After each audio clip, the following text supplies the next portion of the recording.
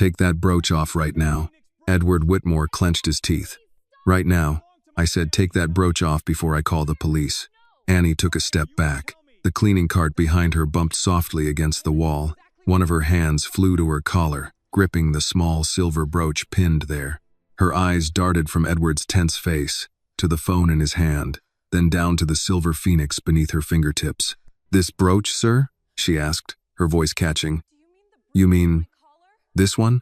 Edward took another step toward her. The lobby lights fell across the sapphire set in the center of the phoenix. The deep blue stone shimmered against the gray fabric of her cleaning uniform. "Yes," he said, "that one." Annie tightened her grip. Edward's voice dropped, but the coldness in it did not fade. "That is my wife's brooch." "Where did you get it?" Annie parted her lips to answer, but before she could speak, the private elevator doors behind Edward suddenly slid open. Victoria Whitmore stepped out, a leather folder tucked beneath her arm.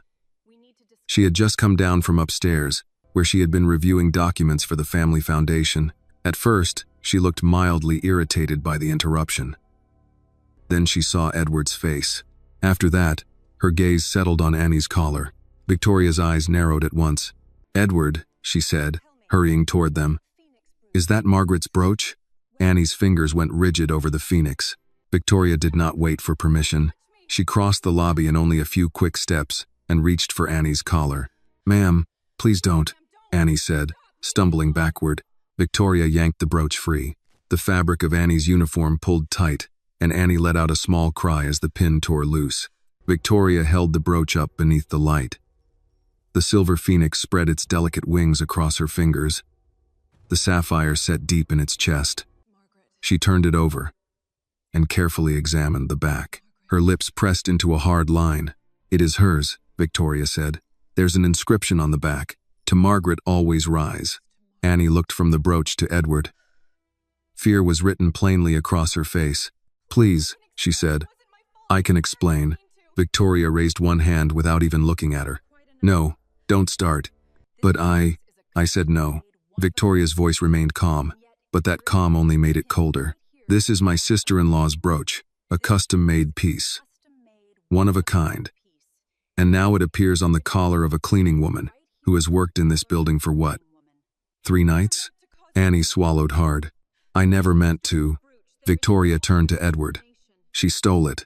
There is no other explanation." Annie's face went pale. Edward reached out and took the brooch back from Victoria. The moment it rested in his palm, the anger on his face faltered, as though something deeper had touched him. His thumb moved gently over the tiny engraved words on the back.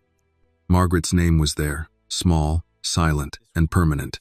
He lifted his eyes to Annie. "This brooch disappeared years ago," he said. "My wife left the hospital without it. She was very weak then, barely able to walk on her own. I still remember that her collar was empty. I asked her once where the brooch had gone. She never gave me a real answer." Annie stood motionless beside the cleaning cart. Edward's voice hardened again. "And now it appears here. In my building. On you." He looked directly into her eyes. "What is this supposed to mean?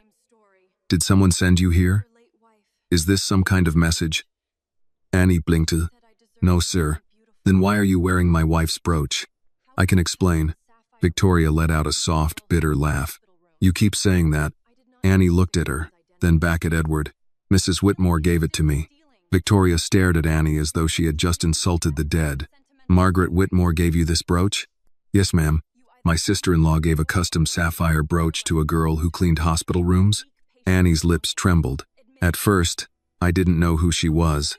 I truly didn't." Victoria stepped closer. The brooch was now in Edward's hand, but the judgment still seemed to belong to her. "Stealing is still stealing," Victoria said. "Don't try to turn this into some touching little story. You didn't know this brooch belonged to Edward's wife, did you? You simply thought it was a small, expensive piece that no one would recognize. So you pinned it to your uniform, walked into this very building, and got caught. And now, all of a sudden, it becomes a gift." Annie shook her head. "That's not what happened." Victoria's voice sharpened. "Then what happened? Did you find it in a drawer? Take it from a patient's belongings? Pick it up after some poor sick woman no longer had the strength to stop you?" "No," Annie's voice broke. "Please don't say that." "Why not?" Victoria asked. Because it sounds unpleasant? Because it isn't true. Victoria folded her arms across her chest. The truth usually doesn't have to tremble this much. Annie looked down at her hands. She forced herself to take one breath, then another. She tried to hold herself together, but the tears still came. At first, only a few quiet drops. Then more and more, until her voice began to break apart. I only came here to work, she said. I didn't want to cause trouble for anyone. Victoria remained unmoved. Crying does not change where that brooch came from. Annie wiped her tears with the back of her hand, ashamed that she was crying but unable to stop. You won't even let me finish. Edward said nothing. That silence hurt more than Victoria's accusations. Annie looked at him, because now he was the one holding the brooch. He was the husband of the woman who had given it to her. He was the only person who might understand, if he was willing to listen. But Edward stood still, the silver phoenix resting in his palm, his face caught between anger and something far more difficult to read. Victoria turned to him. Edward, do something. He looked at his sister as if her voice had reached him from very far away. Call security, Victoria said. Call the police. At the very least, call Leonard and have him keep her here until this is handled. Edward's fingers closed around the brooch. Victoria watched him closely. Edward, he looked at Annie. Where did you know my wife from? Annie drew in a shaking breath. Street Agnes Rural Medical Center, in Vermont. Victoria rolled her eyes. That proves nothing. Anyone who has ever heard of that hospital could say the same thing. Annie nodded too quickly, as if she already knew her answer would be dismissed the moment she gave it. I used to work there. I cleaned patient rooms. You cleaned patient rooms, Victoria repeated. And somehow a Whitmore family brooch left a private patient's room and ended up in your hands. Annie flinched. Edward's voice lowered. Victoria, let her answer. She already answered. She said she cleaned rooms. No, Edward said. She said Street Agnes. That made Victoria pause for a moment. Edward turned back to Annie. Which room? The west hallway, Annie said. The last room on the left. The window looked out toward the pine woods. Edward's eyes narrowed slightly. Annie went on, speaking while wiping her face. The name on the chart only said Maggie W. At first, I didn't know her full name. She told me later, but she said it didn't matter much. She said names were strange things. Some people use them to open doors. Some people use them to keep others out. Victoria gave a dry laugh. That sounds rehearsed. That is what she said. How convenient that a dead woman always said exactly the things that help you. Annie looked at Edward. She didn't like it when the nurses whispered outside her door. She said if it was bad news, they should come in and say it like adults. She liked the curtains open when it snowed. She said the trees looked like they were standing guard. Edward's expression tightened. Annie noticed. But she kept going before fear could pull her back into silence. She drank chamomile tea after it had gone cold. Never while it was hot. She said hot hospital tea was just another way to make patients pretend to be grateful. She hated chocolate pudding. She used to laugh and say whoever made it had probably never tasted real chocolate. Victoria turned her face away in irritation. Enough. These little details prove nothing. But Edward was no longer looking at Victoria. His eyes were different now. Not soft, but no longer the same as before. Annie's voice grew smaller. She was kind to me. Victoria answered at once. Kindness does not mean ownership. I didn't say it did. Then what are you saying? I'm saying she gave it to me. Victoria stepped forward. And I am saying you were caught wearing it. Tears spilled down Annie's face again. I didn't know this building belonged to him. I didn't think I would ever meet him. I didn't come here because of this. Edward heard that. He looked at the brooch again. The phoenix lay in his palm, shining beneath the lobby lights, painfully familiar and impossibly strange. His thoughts shattered, then slowly came back together in pieces. Had Margaret kept something from him? Had she truly given the brooch away? Why this girl? And why, after all these years, had Annie appeared in his building wearing the one thing he had searched for but never found? Victoria's voice cut through his confusion. Edward, she is standing here with stolen property and a very carefully constructed story. Please stop staring at that brooch and do something. Edward lifted his eyes. What do you want me to do? He asked. Victoria stared at him. What do I want you to do? I want you to protect your wife's memory. Those words struck Edward harder than Victoria had intended. Protect Margaret's memory. Edward turned back to Annie. She placed it in your hand herself? Annie nodded, pressing her lips together to keep herself steady. Yes. When? Annie looked at Victoria. then at the phone still visible in Edward's coat pocket. Before she left the hospital, Victoria immediately cut in. And of course, no one witnessed this touching little ceremony? Annie shook her head. There was a nurse who knew about it. Mrs. Bennett, Ruth Bennett. Edward repeated the name softly. Ruth Bennett. She worked the evening shift. She was kind to Mrs. Whitmore, too. She wasn't always there, but whenever she could be, she was. Victoria looked impatient. Now we have a mysterious nurse as well. She is real, Annie said. Edward kept his eyes on Annie. Could she confirm this? I think so, if she's still at Street Agnes, or if someone there knows where she went. Victoria lifted one hand. You cannot seriously be thinking of chasing down some elderly nurse just because this girl knows how to cry at the right moment. Annie stepped back as if she had been slapped. Edward's voice changed. Enough. Victoria stared at him. Edward, you are letting her manipulate you. No, he said. I am trying to understand why my wife's brooch is in my hand after so many years since her death. Victoria's jaw tightened. Because she took it. Maybe. Annie lowered her head. Edward continued, his voice slower now. Or maybe there was something about Margaret's final months that I never knew. Victoria's face hardened. Margaret was your wife. Edward looked down at the brooch in his hand. Yes, he said quietly. She was my wife. For a moment, no one spoke. Then Edward slid his phone fully into his coat pocket. Victoria's eyes widened. You're not calling the police? Not yet. That is a mistake. Maybe, Edward replied. But if it is, it will be mine. Annie wiped her face again, ashamed that she had cried so much. So, am I going to lose my job? Edward did not answer right away, and that delay alone was enough to tell Annie that her question was not simple. At last he said, No, not tonight, Victoria exclaimed in disbelief. Edward, he ignored her. You are going upstairs, Edward said to Annie. You will sit in my conference room and tell me exactly what happened at Street Agnes. From the first day you met my wife until the day she gave you this brooch. Annie glanced at the object still resting in his hand. Edward noticed the look, but he did not return the brooch. The elevator ride lasted less than a minute, but to Annie, each floor seemed to cut straight into her bones. She stood close to the doors, her hands clasped tightly in front of her uniform, trying not to look at the brooch in Edward Whitmore's hand. Victoria stood beside Edward, her leather folder pressed against her chest. Edward remained silent. Since putting his phone into his coat pocket, he had not said another word. His thumb moved lightly over the surface of the brooch, then went still. The elevator doors opened onto the executive floor. Along the hallway, carefully framed photographs hung on the walls. Margaret appeared in several of them.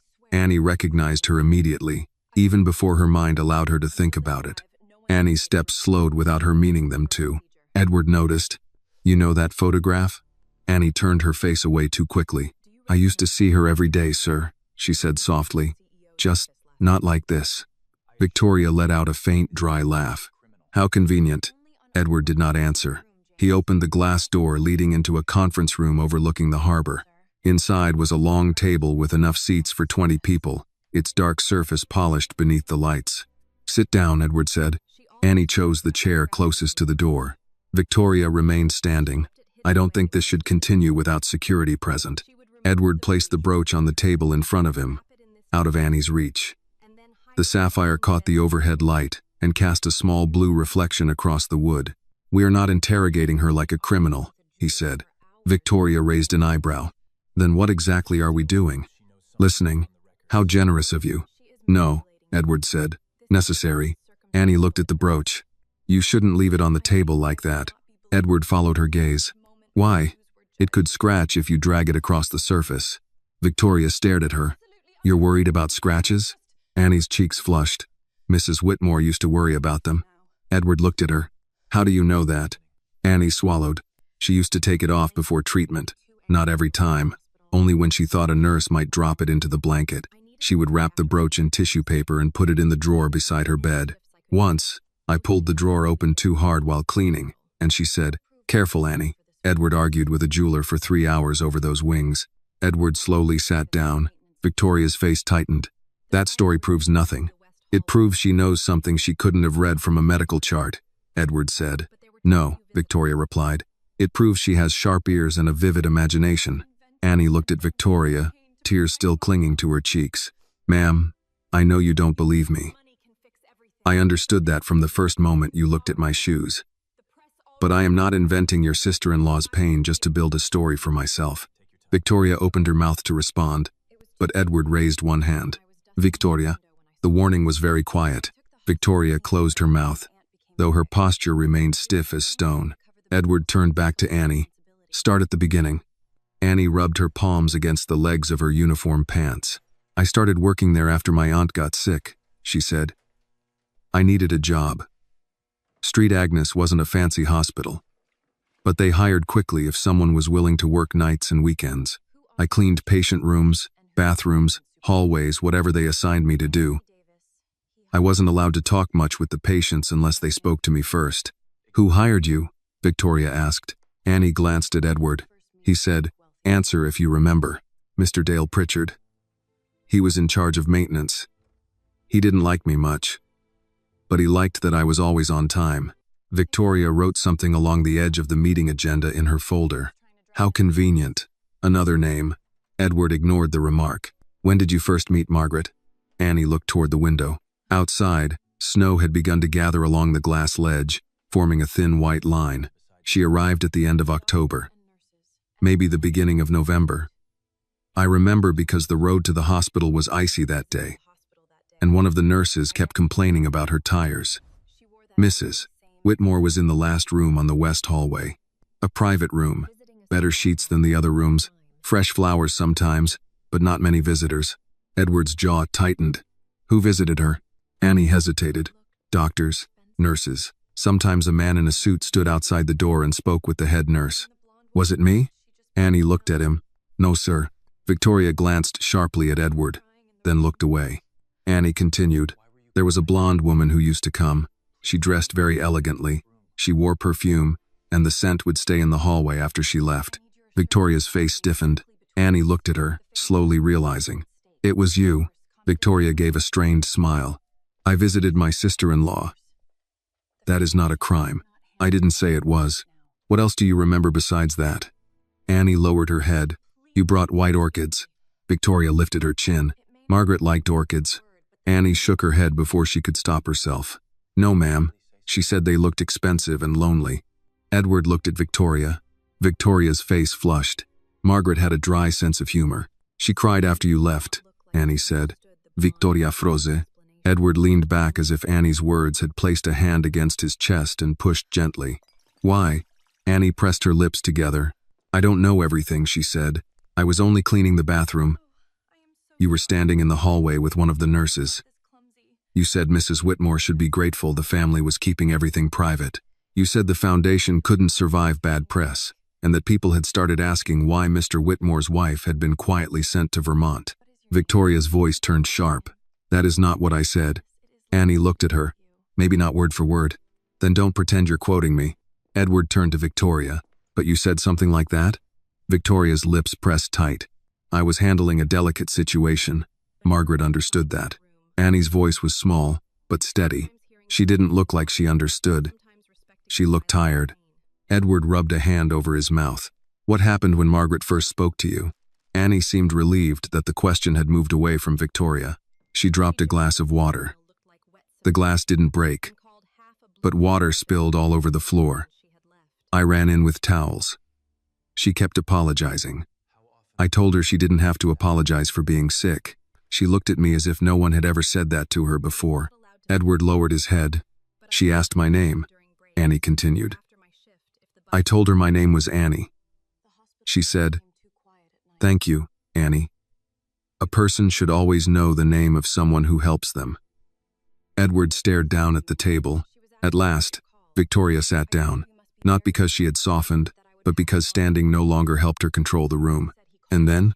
Edward asked. After that, whenever I was assigned there, I cleaned her room. Sometimes she talked.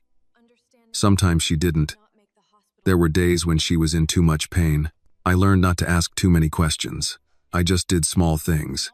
Opened the curtains, changed the water, picked up her books. Once, I brought her a blueberry muffin from the cafeteria because she said the oatmeal looked like wet cement. She should not have been eating cafeteria muffins, Victoria said. Annie glanced at her. She ate half of it. Then she said it was the best rebellion she had left. Edward closed his eyes for a moment. That was Margaret. When he opened them again, he asked, "How often did you sit with her?" "I wasn't allowed to sit," Annie said. "But you did. Sometimes." She looked ashamed, but not because of Margaret. "During my break. Or after my shift. If the bus hadn't come yet." She said the room got too quiet at night. Edward's voice grew rougher. "Did she ask about me?" Annie wished he had asked something else. "Yes," she said. "What did she ask?" "If you had called." Edward lowered his head. Annie quickly added, because she did not want it to sound too cruel. She didn't ask in an angry voice. She just asked. Sometimes the nurse would say, "You had called earlier while she was sleeping." Sometimes there were flowers sent. She knew you were busy. Victoria seized on that at once. "There, you see?" Margaret understood. Annie looked at Edward, not at Victoria. Understanding that didn't make the room feel any less empty. Edward's face went pale. Victoria rose to her feet. "I will not sit here and let this girl lecture us about Margaret's marriage." Edward did not look at her. "Sit down, Victoria." "No." This time, he raised his head. "Sit down." Annie stared at her hands. Edward reached toward the brooch, then stopped before touching it. "Did Margaret ever tell you why she went to Street Agnes instead of staying at home?" Annie slowly nodded. "She said she didn't want to become something people whispered about in the hallways of her own house." Edward went still. "What does that mean?" "I don't know exactly. She said there are houses where people speak so softly that you begin to feel like you are no longer alive even before you die." Victoria whispered, "Enough." But now, in his sister's voice, Edward heard more than anger. He heard fear, too. Annie wiped the tears from her cheeks again. "I didn't mean to hurt anyone." Edward looked at her for a long time. "I believe that." Victoria turned toward him. "Edward, please. Think carefully before you say anything." "I am thinking." "No, you are grieving." He looked at the brooch. "I have been grieving for 3 years, Victoria. Maybe tonight is the first time I am finally listening to that grief." Annie did not know what to do with that, so she remained silent. Edward leaned back in his chair. "You said Margaret gave you the brooch before she left Street Agnes." "Yes, sir. We will talk about that, but not yet." He looked at her with a steadiness that made her uneasy. "Before we talk about the gift, I want to know what happened in that room. All of it." Annie's throat tightened. The first tears had come from humiliation. The next ones came from memory. She saw Margaret again in her mind, the thin hand resting on the blanket, the window opening onto a world of white snow, and the silver phoenix pinned to her chest like a small blue flame that refused to go out. Edward noticed the change in Annie's face. "What is it?" he asked. Annie looked at the brooch lying on the table between them. "She was very afraid at night," she said. "Not of dying. Not exactly." Edward's voice lowered. "Then what was she afraid of?" Annie drew in a breath. "Of being forgotten, even before she was gone." If this moment touched your heart, please take a second to like this video. Tell us in the comments where you are watching from, and share what you would have done if you were in Edward's place. And don't forget to subscribe to the channel for more emotional stories about truth, justice, and the voices that deserve to be heard. Edward did not answer at first. The sentence stayed in the conference room longer than it should have, touching the glass walls, the polished table, the photographs outside in the corridor, all the places where Margaret had been turned into a name on a plaque, being forgotten before she was gone. Victoria looked away first. "That is a cruel thing to say." Annie's eyes dropped. "She said it, ma'am." "I didn't." Edward sat with both hands on the edge of the table. He wanted to reject it. He wanted to say Margaret had never been forgotten, that she had been loved, honored, protected, surrounded by the best care money could buy. But another part of him remembered the unanswered calls he had postponed by 10 minutes, then 30, then until morning.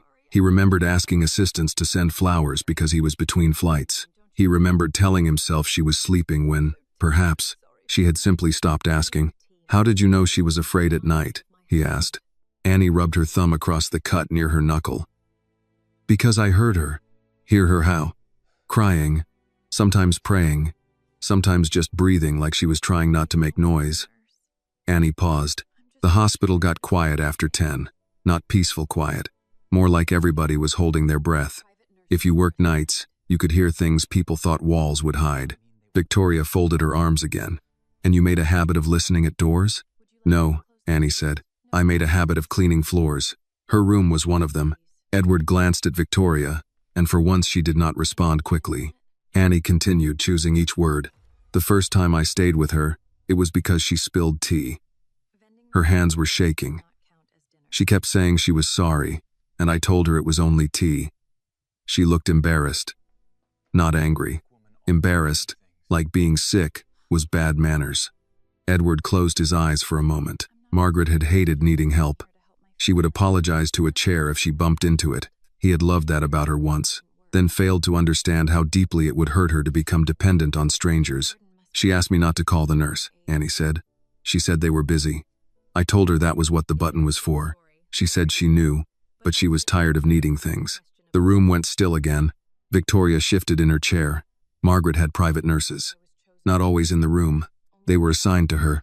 Annie looked at her. Assigned doesn't mean present. Edward looked up sharply. But the words had already entered him. Assigned does not mean present. A sentence simple enough for a child. Yet it seemed to describe half his marriage during those final months. What did you do? He asked.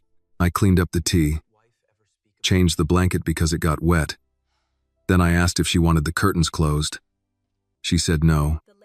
She wanted to see the trees. And then, I stood there too long. I knew I should leave.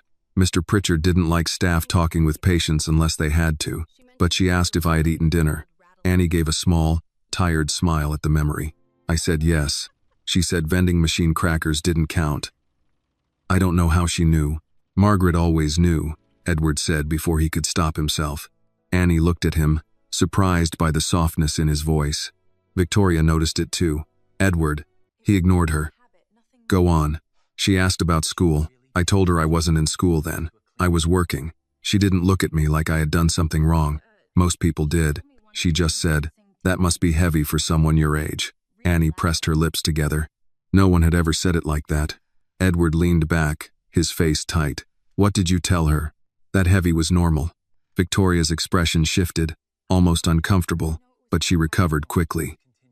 This is very moving, but it still does not prove ownership. Annie's eyes went to the brooch. Edward still had it near his right hand, not touching it now, but close enough that it remained under his control. I know, Annie said. You asked how I knew her. I'm telling you, and you expect us to believe that Margaret, ill as she was, chose you for companionship over her own family? Annie did not answer at once. When she did, her voice was quiet. I don't think she chose me over anybody. I think I was there. Edward lowered his gaze. Victoria's mouth tightened. That is not fair. No, Edward said, surprising them both. It may be the fairest thing said tonight. Victoria turned toward him. You are letting guilt do your thinking. Maybe guilt has been waiting its turn. Annie looked between them, unsure whether to keep speaking. She had cleaned rooms where families argued beside hospital beds, where old resentment slipped out when people were tired and afraid. She had learned then that grief did not make people gentle. Sometimes it made them reach for the nearest person and blame them for the shape of the wound. Edward looked at her again. Did Margaret talk about me? Annie hesitated. Tell me. She talked about you, Annie said. What did she say? That you worked too hard. Victoria scoffed. Everyone says that about Edward. Annie shook her head, not like a complaint, more like she was worried the work would swallow you whole. Edward stared at the table. She said when you were young, you used to drive an old Ford that rattled when it rained. She said you kept a roll of paper towels in the back seat because the windows leaked. Despite everything, Edward's face changed. A small crack opened in the severity. She told you that? Annie nodded. She said you were embarrassed by that car. But she loved it because you always drove slower when she was in it. Pretending it was for safety when really, you just wanted more time before dropping her off. Edward looked toward the window. The city outside blurred slightly. He remembered the Ford. He remembered Margaret laughing with her feet on the dashboard, telling him the car sounded like a coffee can full of bolts. He had not thought of that car in years. He had sold companies, bought buildings, buried friends, buried his wife, and somewhere along the way, the man who drove slowly in the rain had become a stranger he rarely visited. Victoria's voice cut in, less certain now. Margaret told stories. That was one of her habits. To a cleaning girl? Edward asked. Victoria did not answer. Annie continued softly. She said you used to sing badly. Edward gave a short breath that was almost a laugh and almost pain. Victoria frowned. What? Annie looked embarrassed. She said you hated Moon River because you couldn't hit the notes, but you sang it the night you asked her to marry you. Edward's eyes closed. Victoria stared at him. Is that true? He did not answer her. He did not have to. His silence did it. Annie looked down quickly. I'm sorry. Maybe I shouldn't have said that. No, Edward said, his voice rough. She told you that? Yes, sir. She laughed when she told me. Then she cried a little. She said it was strange how a person could miss someone who was still alive. Edward's hand moved to the brooch and stopped just before touching it. She said that? Annie nodded. Victoria pushed back from the table. This has gone far enough. Edward looked at her. Sit down. I will not sit here while a stranger turns Margaret's private memories into a performance. Annie stood so abruptly her chair scraped the floor. I'm not performing. Victoria faced her. Then what are you doing? Trying not to be called a thief for something your sister-in-law gave me. She was not my sister-in-law to be used as a shield. Annie's tears returned, but this time her voice held. She was not yours to hide behind a foundation name either. Victoria went white. Edward rose. Annie. Annie immediately looked afraid, as if she had gone too far and only realized it after the words left her mouth. I'm sorry. Edward studied her for a moment. Sit down. She sat, hands shaking in her lap. Victoria remained standing. You see? This is what happens when you let staff forget boundaries. Edward turned slowly toward his sister. Do not use that word like it makes her less human. Victoria's face tightened. I am trying to protect this family. From what? From embarrassment. From manipulation. From someone walking in off the cleaning crew wearing Margaret's jewelry and claiming emotional inheritance. Annie looked at the table. Edward's voice lowered. Maybe the embarrassment is that Margaret had to find kindness from someone we would not have invited through the front door. Victoria looked as if he had slapped her. The clock on the wall clicked into the silence. Past midnight now. Somewhere below, the lobby still held Annie's abandoned cart, the wet floor likely drying in streaks. She wondered if she would be blamed for that too. Edward sat again. Annie, did Margaret ever mention why she didn't want me to know about you? Annie thought for a while. I don't know that she didn't want you to know. She said you had a lot on your shoulders. She said people with money sometimes get surrounded by people who make every hard truth sound optional. Edward absorbed that slowly. She said that? Yes. Victoria said. Margaret was medicated, Edward. Annie shook her head. She knew what she was saying. You were 15, Victoria said. You would not know. I knew when someone was lonely, Annie replied. I had enough practice. Edward looked at her then. What happened to your family? Annie stiffened. You do not have to answer, he said. She looked surprised by the permission. After a moment, she said, my mother died when I was young. I stayed with my aunt for a while. She did what she could, but there wasn't much money and there were always bills. I started working because waiting for things to get better didn't pay rent. Edward said nothing. Victoria's expression did not soften, but she stopped interrupting. Annie added, Mrs. Whitmore didn't ask questions like she was collecting sad stories. She asked like the answers mattered. Edward's eyes went to the brooch again. And the brooch? He said. When did she first talk to you about it?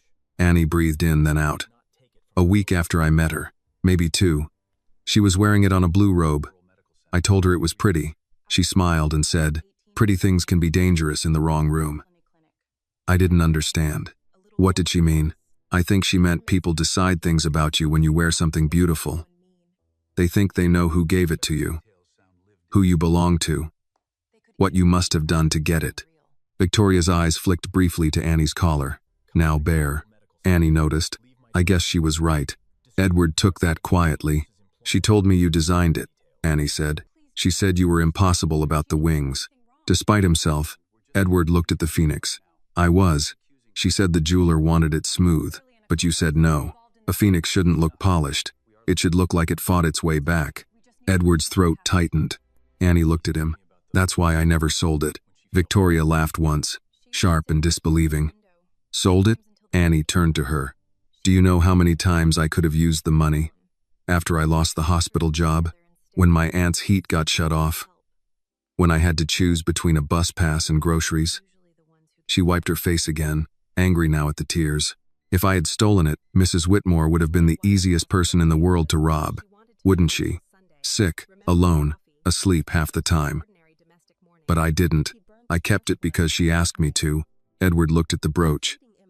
For the first time, the object in his hand no longer felt like property. It felt like a question of character, and not Annie's alone. "Why were you fired?" he asked. Victoria leaned forward. "That is irrelevant." "No," Edward said. "It isn't." Annie's shoulders sank. "I spoke up about a patient." "What patient?" "An older man, Mr. Grady. He was in room 214. No family visiting. No private insurance. He kept waiting for someone to change his sheets. I told the charge nurse. She told me to stay in my lane, so I changed them myself." Victoria looked unimpressed. "And they fired you for changing sheets?" "No, they fired me because I wrote down the time he called for help and how long no one came. Then I gave it to Mrs. Bennett. I thought someone should know. Mr. Pritchard said I was making trouble. 2 days later, they said a patient's bracelet was missing and my name went in the file." Edward's face hardened. "Were you charged?" "No, sir. Just fired. People like me don't always need charges to be punished." That sentence settled heavily. Edward looked at Victoria. "You hear that?" Victoria's voice was cold. "I hear a girl who knows how to make every question about injustice." Annie's eyes flashed. "Because sometimes it is." Edward lifted a hand before Victoria could respond. "Enough, both of you." No one spoke. Edward reached for the desk phone at the center of the conference table and pressed a button.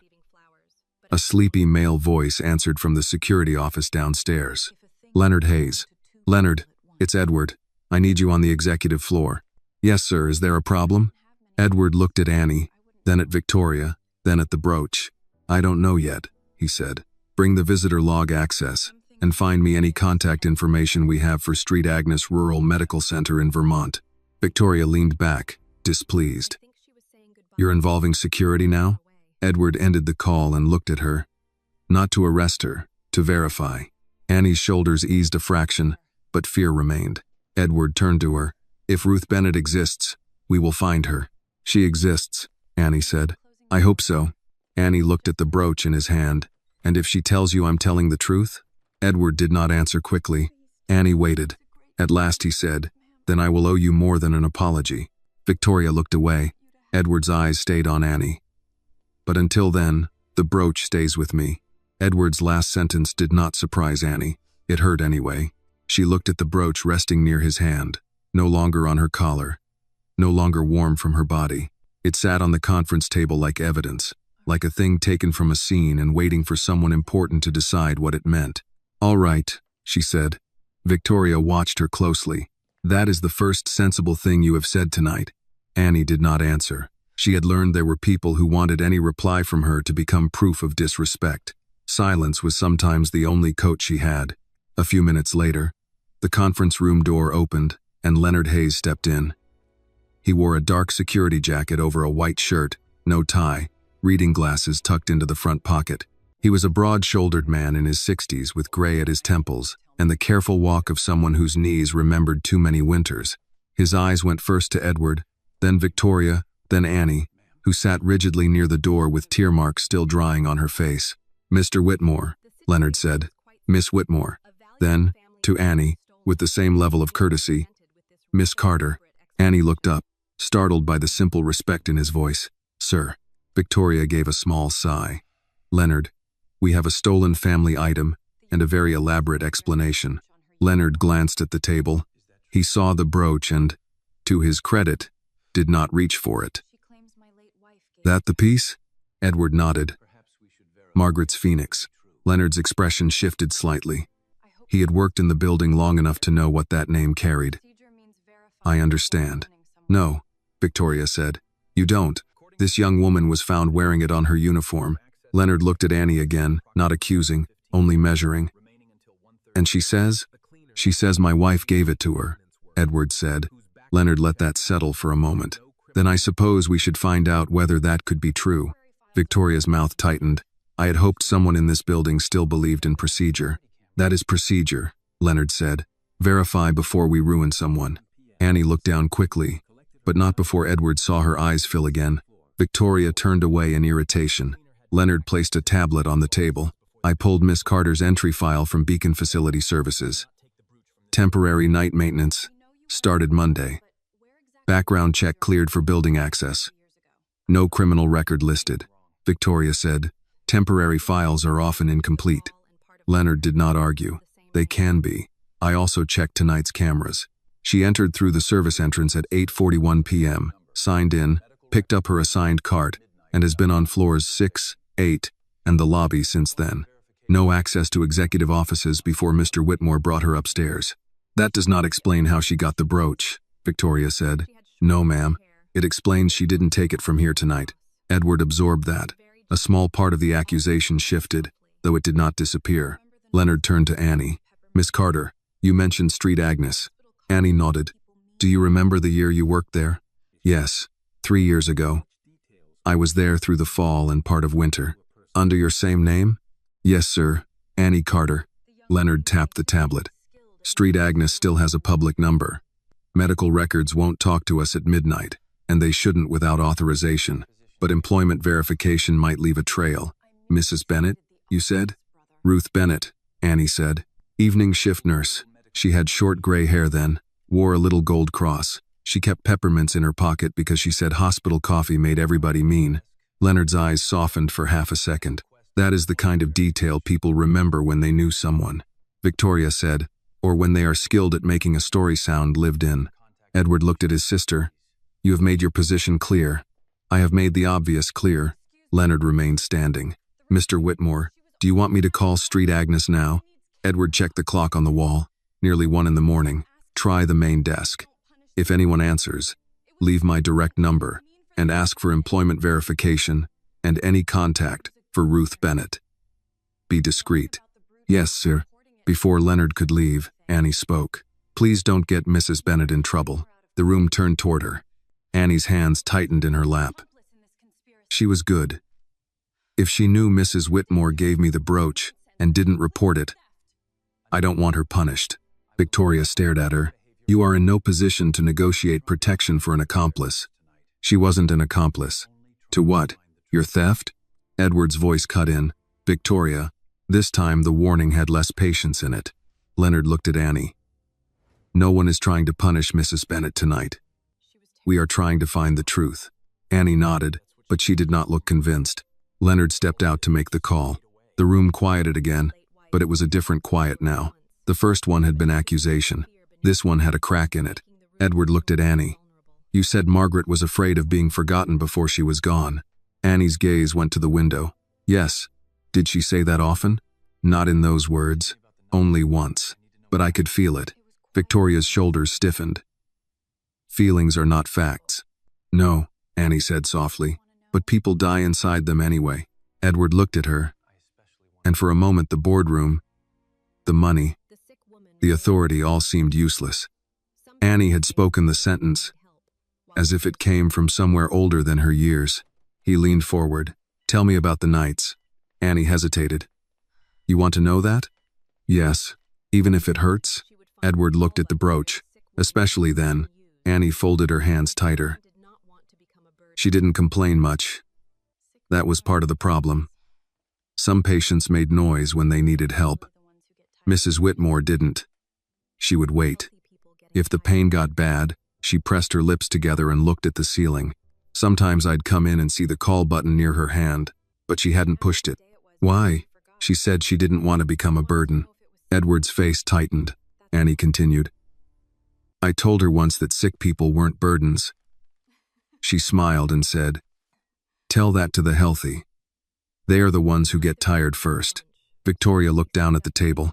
Annie noticed but kept going. She used to ask what day it was, not because she forgot, because she wanted to know if it was Sunday. Why Sunday? Edward asked. She said Sundays used to smell like coffee and newspapers. She said you read the business section first and pretended you weren't saving the comics for last. Edward's mouth parted slightly, but he said nothing.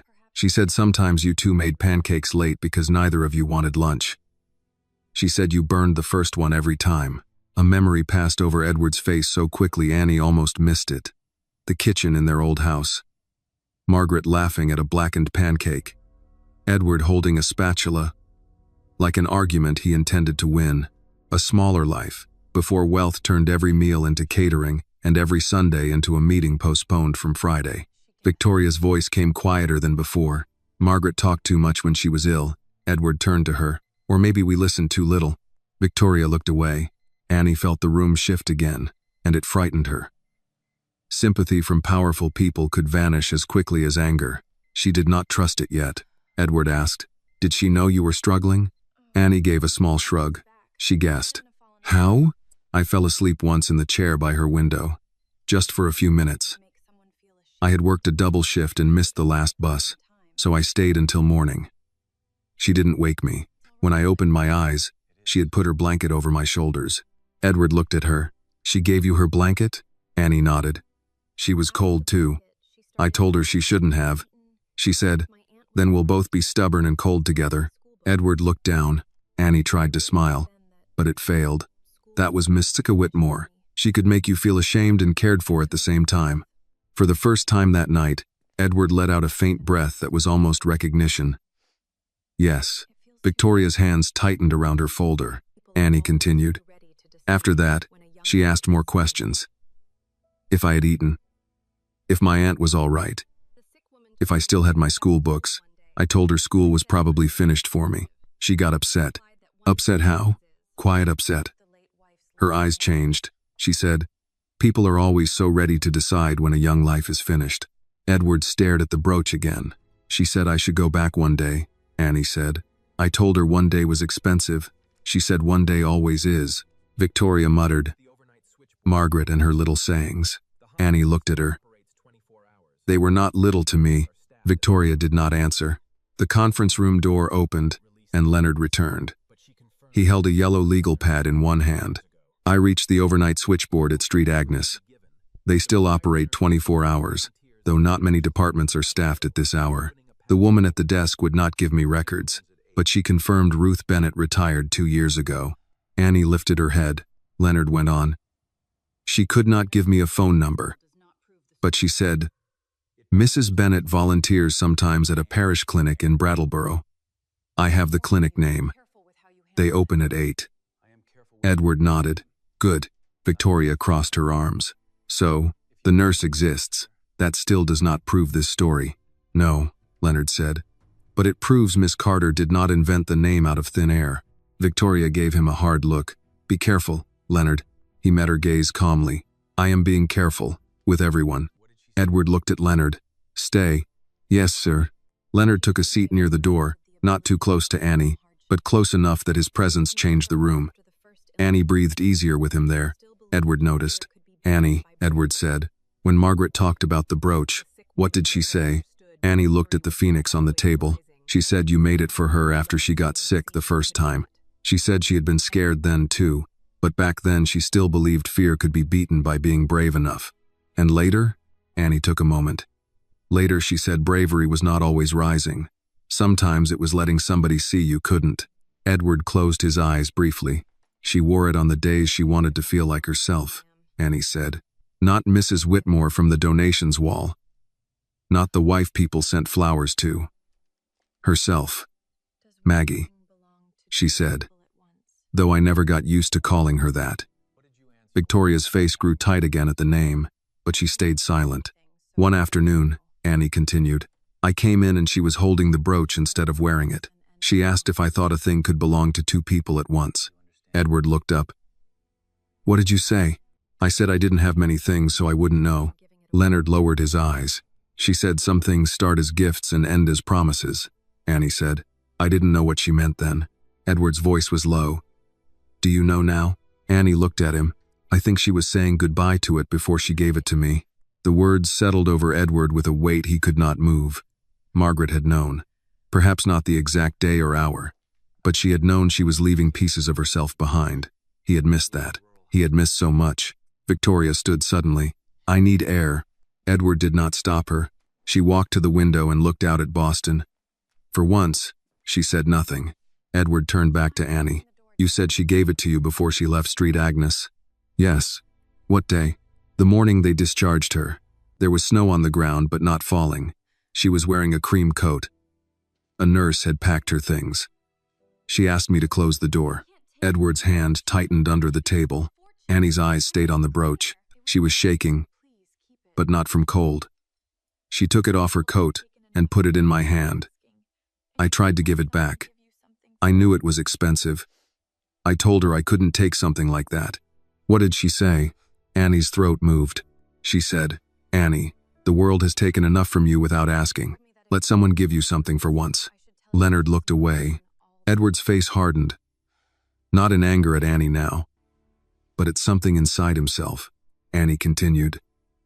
Then she said if you ever saw it, I should tell you she was not alone all the time. Edward did not breathe for a second. Victoria turned from the window. That is enough. Edward's eyes stayed on Annie. No, it isn't. Annie's voice dropped. She said you would blame yourself. Edward looked as if the words had found him exactly where he lived. She said, Annie continued, that blame was a poor kind of love if it never became mercy. No one spoke. Edward looked down at the phoenix.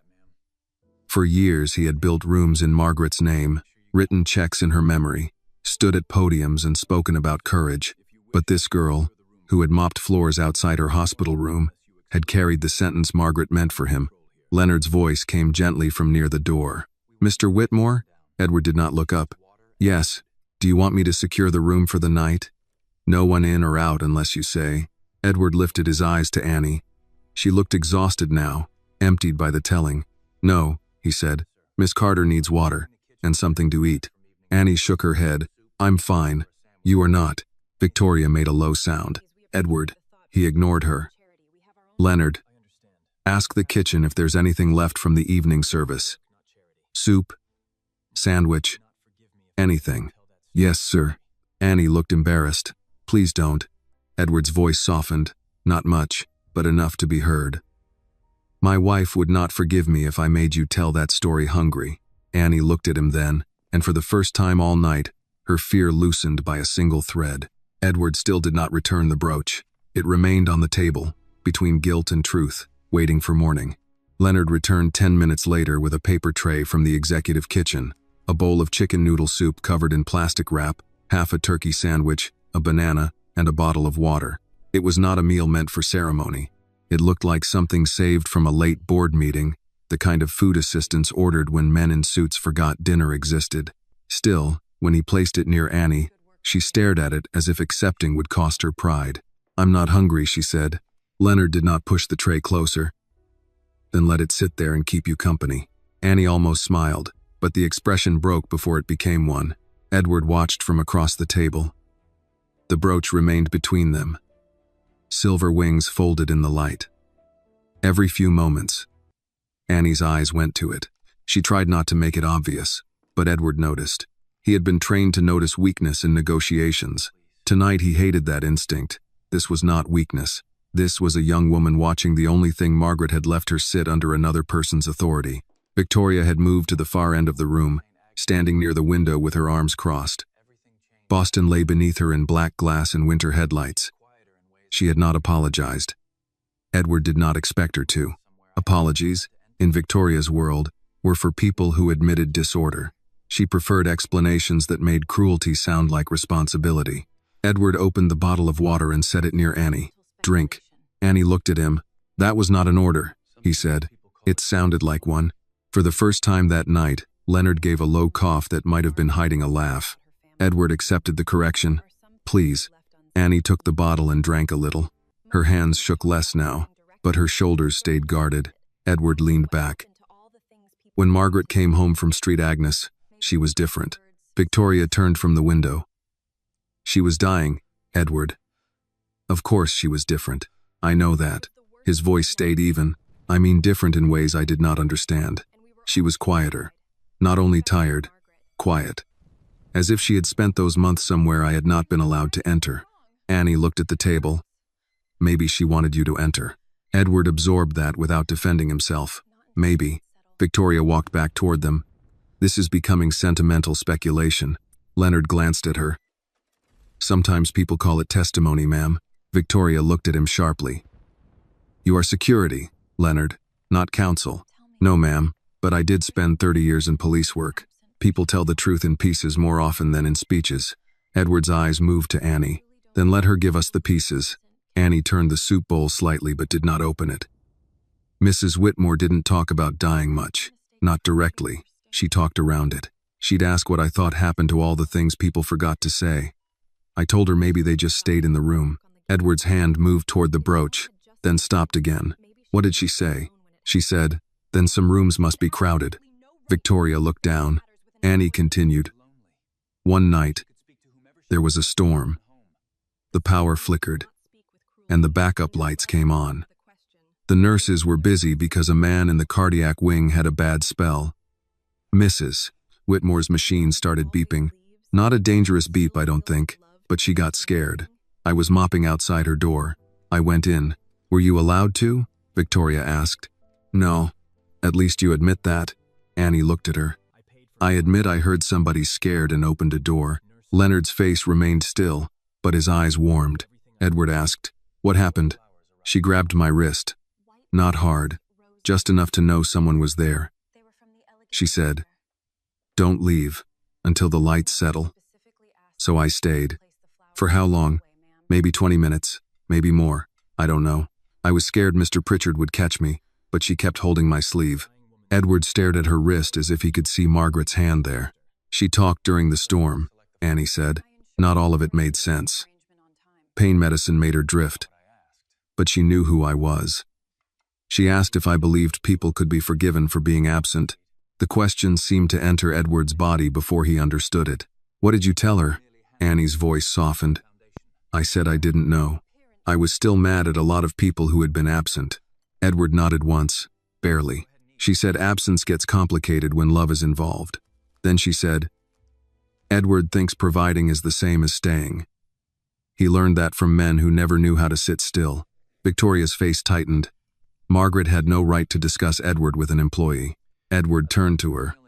She had the right to discuss her loneliness with whoever heard it. Victoria said nothing. Annie reached for the sandwich, then withdrew her hand. "She didn't say it mean. She loved you. That was never the question." Edward looked at her. "What was the question?" "Whether love that is always leaving still feels like love to the person waiting." The room fell silent. Edward got up and walked to the window. He did not trust his face. Below, Boston moved as if nothing had happened. Snow collected on the dark ledges. Across the street, an office cleaner in another building pushed a vacuum along a lit hallway. For the first time in years, Edward wondered how many lives moved around his own without ever being seen. He spoke without turning. "I paid for Street Agnes because the specialists recommended quiet." Victoria said, "They did. I paid for the private room." "Yes. I sent nurses." "Yes. I sent flowers." Victoria's voice softened in the wrong way. "You did everything you could." Annie did not speak. Edward turned. "Did I?" No one answered. Leonard looked down at his hands. Edward returned to the table and sat. "What flowers did she get?" Annie seemed confused by the question. "Sir? When flowers came, what kind?" "White lilies mostly, sometimes roses, once orchids, from Miss Whitmore." Annie glanced at Victoria. Mrs. Whitmore thanked the nurse and asked her to put them in the hall. Victoria stiffened. She was sensitive to strong smells. "No," Annie said before she could stop herself. She said flowers from guilty people wilt faster. Edward looked at Victoria. Victoria's mouth parted. "That is enough." But Edward's eyes had gone cold in a new way. "Did you choose the flowers I sent?" Victoria hesitated. "Did you? I helped your office coordinate arrangements. You were traveling. What did Margaret like?" Victoria looked irritated. "What kind of question is that?" "A simple one. She liked beautiful things." Edward's voice lowered. "She liked yellow tulips from the market on Tremont Street, not lilies. She said lilies made a room smell like a funeral before anyone had died." Annie looked at him then. Something like recognition passed between them, not comfort, but a shared knowledge of the same woman from opposite sides of a closed door. Victoria's face colored. "I was handling logistics. You were handling appearances," Edward said. Victoria straightened. "Someone had to." Annie looked at the soup, uncomfortable. Family anger had a way of making poor people feel responsible for standing too close to it. Edward noticed and reined himself in. Eat something, Annie. This time she opened the soup. The smell rose gently. Chicken broth and celery. Ordinary and warm. She took one careful spoonful, then another. No one commented. Leonard's phone buzzed. He checked the screen.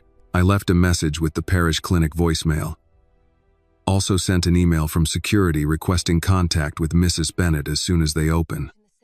I copied your office, Mr. Whitmore. Good. Victoria sat again, but her voice stayed tight. And until morning? Are we keeping this girl here all night? Edward looked at Annie. No, she can go when she wants. Annie looked up. I can? Yes, Victoria said. With a stolen item unresolved? Edward's gaze moved to the brooch. The item is here. Annie's spoon stopped halfway to her mouth. Edward saw the hurt return. I am not returning it tonight. I didn't ask, Annie said, though they all knew she wanted to. I know. He was quiet for a moment. I need to verify what you told me. Annie put the spoon down. And if Mrs. Bennett doesn't answer, then I keep looking. Victoria laughed softly. For what? A retired nurse, a dead woman's remarks, and a story that makes you feel guilty. Edward looked at his sister. For the truth. Victoria's voice sharpened. The truth is Margaret was your wife, not hers. Annie looked at Victoria then. Tired but no longer shrinking. I never said she was mine. Then stop speaking as though you knew her better than we did. Annie's voice became very quiet. I knew how she took her tea. I knew which hand hurt after treatment. I knew she turned her wedding ring around when she was trying not to cry. I knew she hated being called brave by people who left before dark. She paused, and the room seemed to lean toward her. I don't know if that is better, but it is something. Edward looked away. Victoria's face had gone pale. Leonard sat very still near the door. Annie seemed to realize how much she had said. She pushed the soup away. I should go. Edward stood. Leonard will arrange a car. No, thank you. I'll take the bus. At this hour? I've taken buses at this hour before. That doesn't make it safe. Annie gave him a look that held more weariness than anger. Safe is different for people with cars waiting downstairs. Edward accepted that. Then let Leonard walk you to the stop. I don't need... Please, Leonard said gently. Let an old man feel useful. Annie looked at him, and after a moment, nodded. Edward picked up the brooch carefully and placed it inside a small empty cufflink box from a drawer beneath the sideboard. Annie watched every movement. He did not hide it from her. He closed the box and set it in front of himself. I will secure it in my office safe, he said, not because I have decided it is mine, but because I do not want anyone else touching it until we know. Victoria's eyes narrowed at the wording. Annie nodded once, though the answer cost her. Edward took a card from his jacket and slid it across the table. My direct number is on that. If anyone from Street Agnes contacts you, call me. If anyone from Beacon Facility Services gives you trouble because of tonight, call me. Annie did not take the card at first. I don't know if calling you makes things better or worse. That is fair. The honesty surprised her. She picked up the card and tucked it into her uniform pocket. Leonard stood and opened the door. Annie rose slowly, keeping her eyes away from the cufflink box now, as if looking again would make leaving harder. At the doorway, Edward spoke. Annie. She turned. He wanted to say he was sorry. He wanted to say he should not have let Victoria rip the brooch from her collar. He wanted to say Margaret's name had not sounded so alive in years. But apology, if it came before truth, might sound like strategy. So he said the only thing he could say without making it smaller. Thank you for telling me what you have. Annie looked at him for a long moment. She wanted you to know, she said. Then she followed Leonard into the hall. Edward remained standing until the elevator doors closed behind them. Victoria gathered her folder with sharp movements. You are making a mistake, she said. Edward looked at the small box on the table. I made one years ago, he said. Tonight I am trying to find out how large it was. Victoria did not leave right away. She stood at the far end of the conference room with her folder against her side, watching Edward as if he had become the unreliable one in the family. The cufflink box sat on the table between them. It was small, navy leather, meant for some gift from a board member years ago, but now it held the Phoenix brooch, and with it the first real disturbance in the story they had all agreed to tell about Margaret's final months. You should put that in the safe, Victoria said. Edward did not move. I will. Now, He looked up. Are you afraid Annie will come back and steal it twice? Victoria's jaw tightened. I am afraid grief is making you reckless. Grief did not put that brooch on her collar. No, theft did. Edward exhaled through his nose, tired suddenly in a way that had nothing to do with the hour. You keep saying that as if saying it often enough makes it complete, because it is the simplest explanation. Simple explanations are useful in business. They are not always useful with the dead. Victoria's face changed, but only for a second. She looked older under the conference room lights, not softened, just sharpened by fatigue. Margaret is dead, Edward. Whatever that girl thinks she remembers. Whatever she thinks Margaret meant to her. It does not change the fact that we are the ones left to protect what remains. Edward placed his hand on the cufflink box. And what remains, Victoria? The foundation. Her public work. Her name, he repeated. Not her. Victoria looked away first. Do not make me the villain because I understand responsibility. Edward studied her. He had spent his life reading people across tables.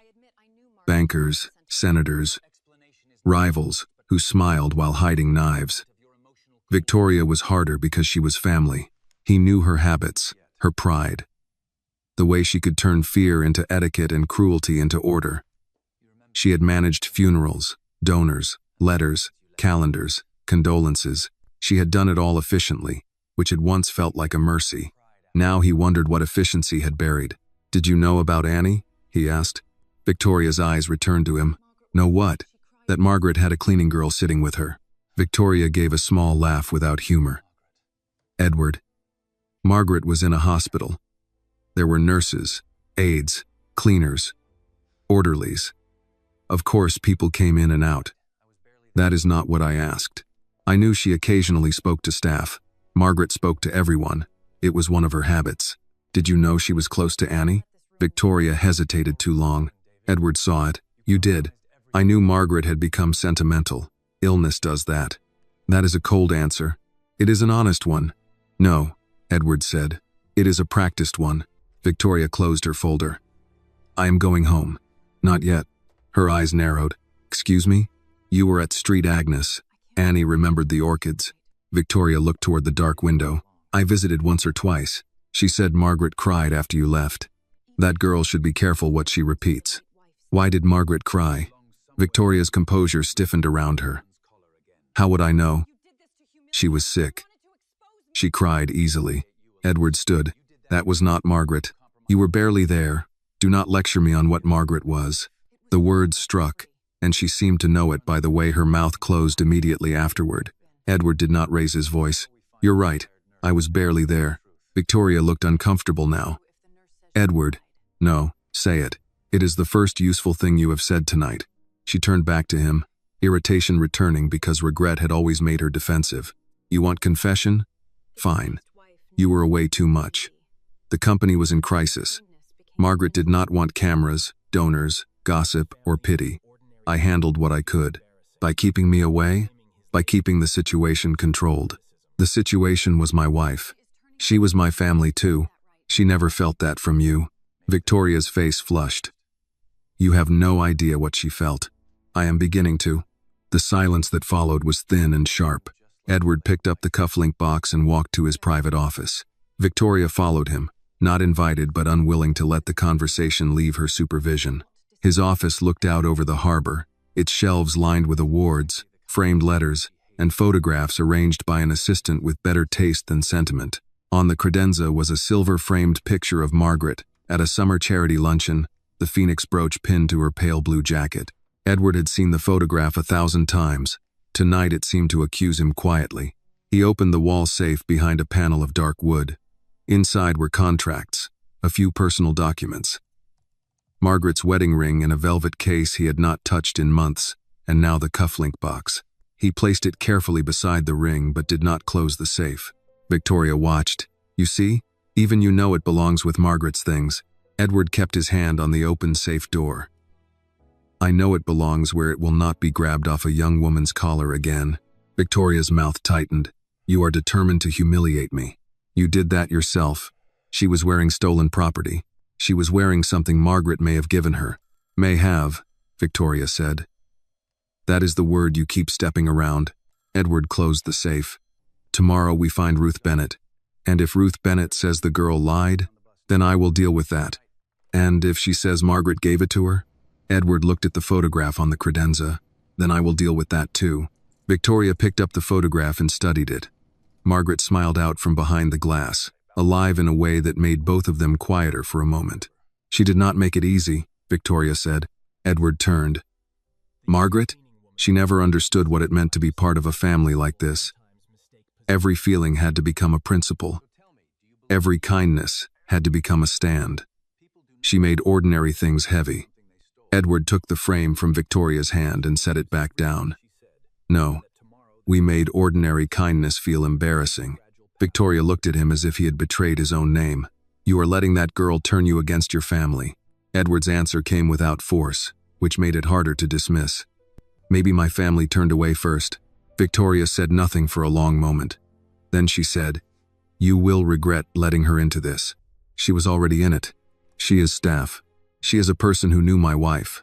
Victoria's eyes hardened again. You sound like Margaret. Edward looked at the photograph. Good. That ended the conversation.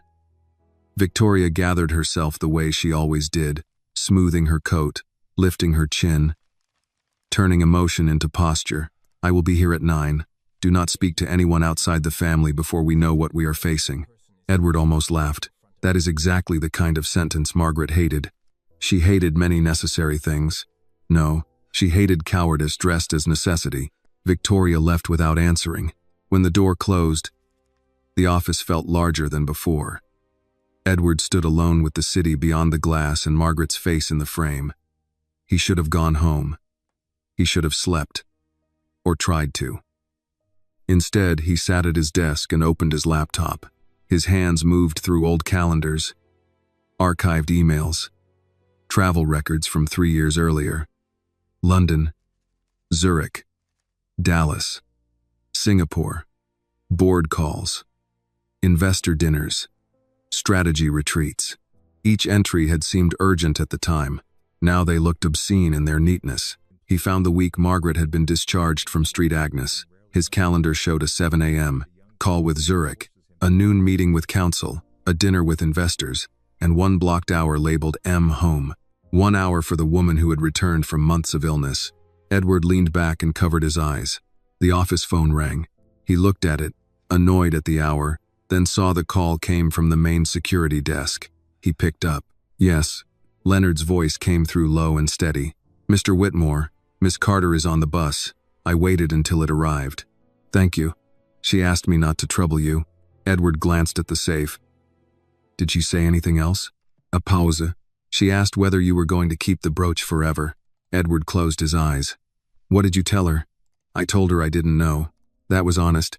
She also said Mrs. Whitmore told her once that rich people sometimes mistake possession for love. Edward did not speak. Leonard added, I thought you should know. Yes, Edward said.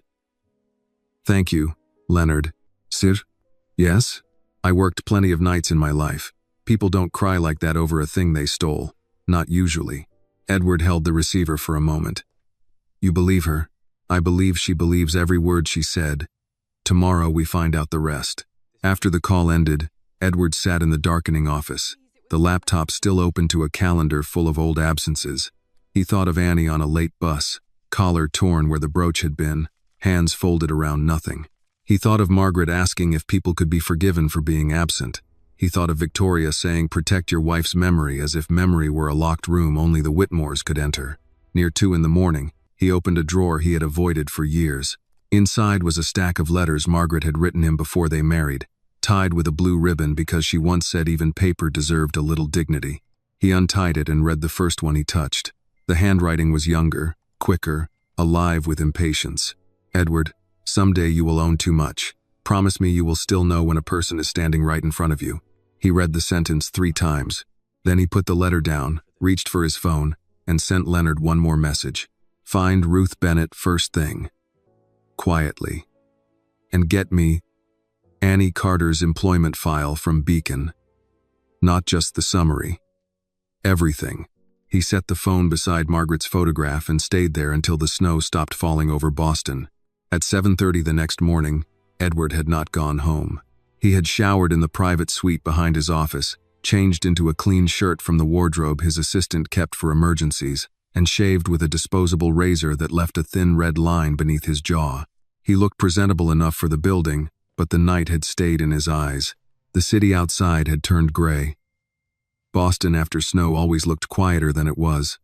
The traffic softened at the curbs, the sidewalks cut into narrow paths of slush and salt. Edward stood by the window with black coffee cooling in his hand and watched employees enter the building below, coats pulled tight, heads down, lives already moving forward. Somewhere among them, or perhaps still at home trying to decide whether to return, was Annie Carter. His phone buzzed. Leonard. Edward answered at once. "Tell me. I have Beacon's full employment packet," Leonard said. "And I have a lead on Ruth Bennett. The parish clinic confirmed she volunteers Tuesdays and Thursdays. She's due in at 9. Edward looked at the clock. "Call me the second she arrives." "There's more." Edward set the coffee down. "Go ahead." I pulled the Street Agnes employment verification through a contact in hospital security. Unofficial for now. But Miss Carter did work there 3 years ago. Environmental services. Nights and weekends. Terminated after 4 months. Edward closed his eyes briefly. Reason? Internal note says suspected removal of patient property. No police report. No charges. No inventory claim attached. Edward's gaze moved to the safe hidden behind the wood panel. No item listed? No, sir. That's the part that bothers me. If property was stolen, there should be a report, at least for insurance. What else? Leonard hesitated. There is a disciplinary note 2 days before the termination. It says Miss Carter was warned for interfering with nursing protocol in room 214. Edward remembered Annie's voice. Mr. Grady. He was in room 214. Send everything to my private email, Edward said. Already did. And Annie? She came in through the service entrance at 6:58. Edward turned from the window. She came back? Yes, sir. She signed in. She's assigned to the lower floors this morning because Beacon changed her schedule. Changed it when? Late last night, after she left. Edward's voice hardened. Who requested that? I'm finding out. Edward ended the call and opened the email. The file was short, too short for a life. Annie Carter reduced to forms. Address, emergency contact. Hourly rate.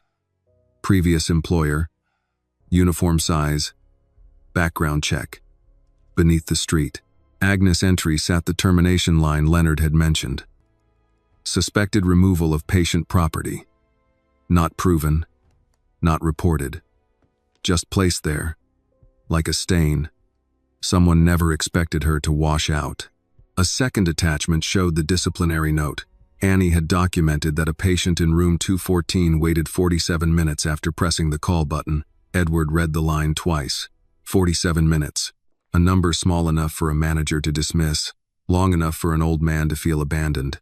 The office door opened without a knock. Victoria entered wearing a navy coat, her hair perfect, a paper cup of coffee in one hand. She looked at Edward's desk, the open laptop, the untouched coffee, and understood he had not slept. You are making this worse, she said. Good morning to you too. This is not amusing. No, it is not. Victoria set her coffee down and removed her gloves one finger at a time. I spoke to Beacon. Edward looked up slowly. Did you? I told them there was an incident involving one of their employees and that until we determine the facts, she should not be assigned near executive areas. You moved her schedule. I protected the company.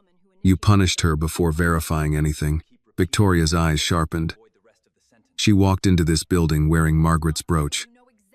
How many times must I say that? As many as you need to avoid the rest of the sentence. What rest?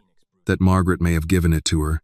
Victoria looked away toward the photograph of Margaret on the credenza. You want that to be true because it makes your guilt meaningful. Edward stood. And you want it false because it makes your contempt practical. Color rose in Victoria's face. Be careful. I am done being careful with the wrong things. Before Victoria could answer, Edward's desk phone rang. He put it on speaker. Mr. Whitmore, Leonard said. Ruth Bennett is at the parish clinic. I have her on the line. She was reluctant until I mentioned Margaret Whitmore. Edward's hand tightened on the desk. Put her through. A click, then a woman's voice entered the room. Older, cautious, with a Vermont steadiness that made every word sound weighed before spoken. "This is Ruth Bennett." Edward leaned over the phone. "Mrs. Bennett, this is Edward Whitmore." Silence. Then softer, "I know who you are." Victoria sat down slowly. Edward looked at the safe, then at Margaret's photograph. "I need to ask you about my wife's stay at Street Agnes. I wondered if that day would come." The words changed the room. Edward's voice lowered. "You remember her?" "Yes." "And Annie Carter?" Another pause. "Yes." Victoria leaned forward. "Mrs. Bennett, this is Victoria Whitmore. Please understand this is a serious matter. A valuable family brooch was found in Miss Carter's possession." Ruth's answer came dry and immediate. Then Margaret finally got her wish. Edward went still. Victoria's mouth parted. "Excuse me?" Ruth said. "Margaret gave that brooch to Annie. If Annie has it, then it is where Margaret wanted it to be." Edward sat down as if the chair had been pulled under him. Victoria recovered first. "You witnessed this?" "I was in the hallway when Margaret called Annie into the room. I did not stand over them, if that is what you mean. Margaret asked for privacy. But afterward, Annie came out crying, holding the brooch like it might burn her. She tried to give it to me, said it was too expensive, that she couldn't take it. I told her if Margaret Whitmore gave her something, she had better respect the courage it took to accept it. Annie had told the truth." Edward lowered his head. Victoria's voice tightened. "Why was this never reported?" "Reported to whom?" Ruth asked. "A dying woman gave away her own property. It was a family piece. It was on her coat, in her drawer, in her hand. She seemed to believe it was hers." Victoria had no quick answer. Edward spoke carefully. "Mrs. Bennett, did Margaret say why she gave it to Annie?" Ruth's voice softened. "Because Annie stayed." The answer was simple, and that made it worse.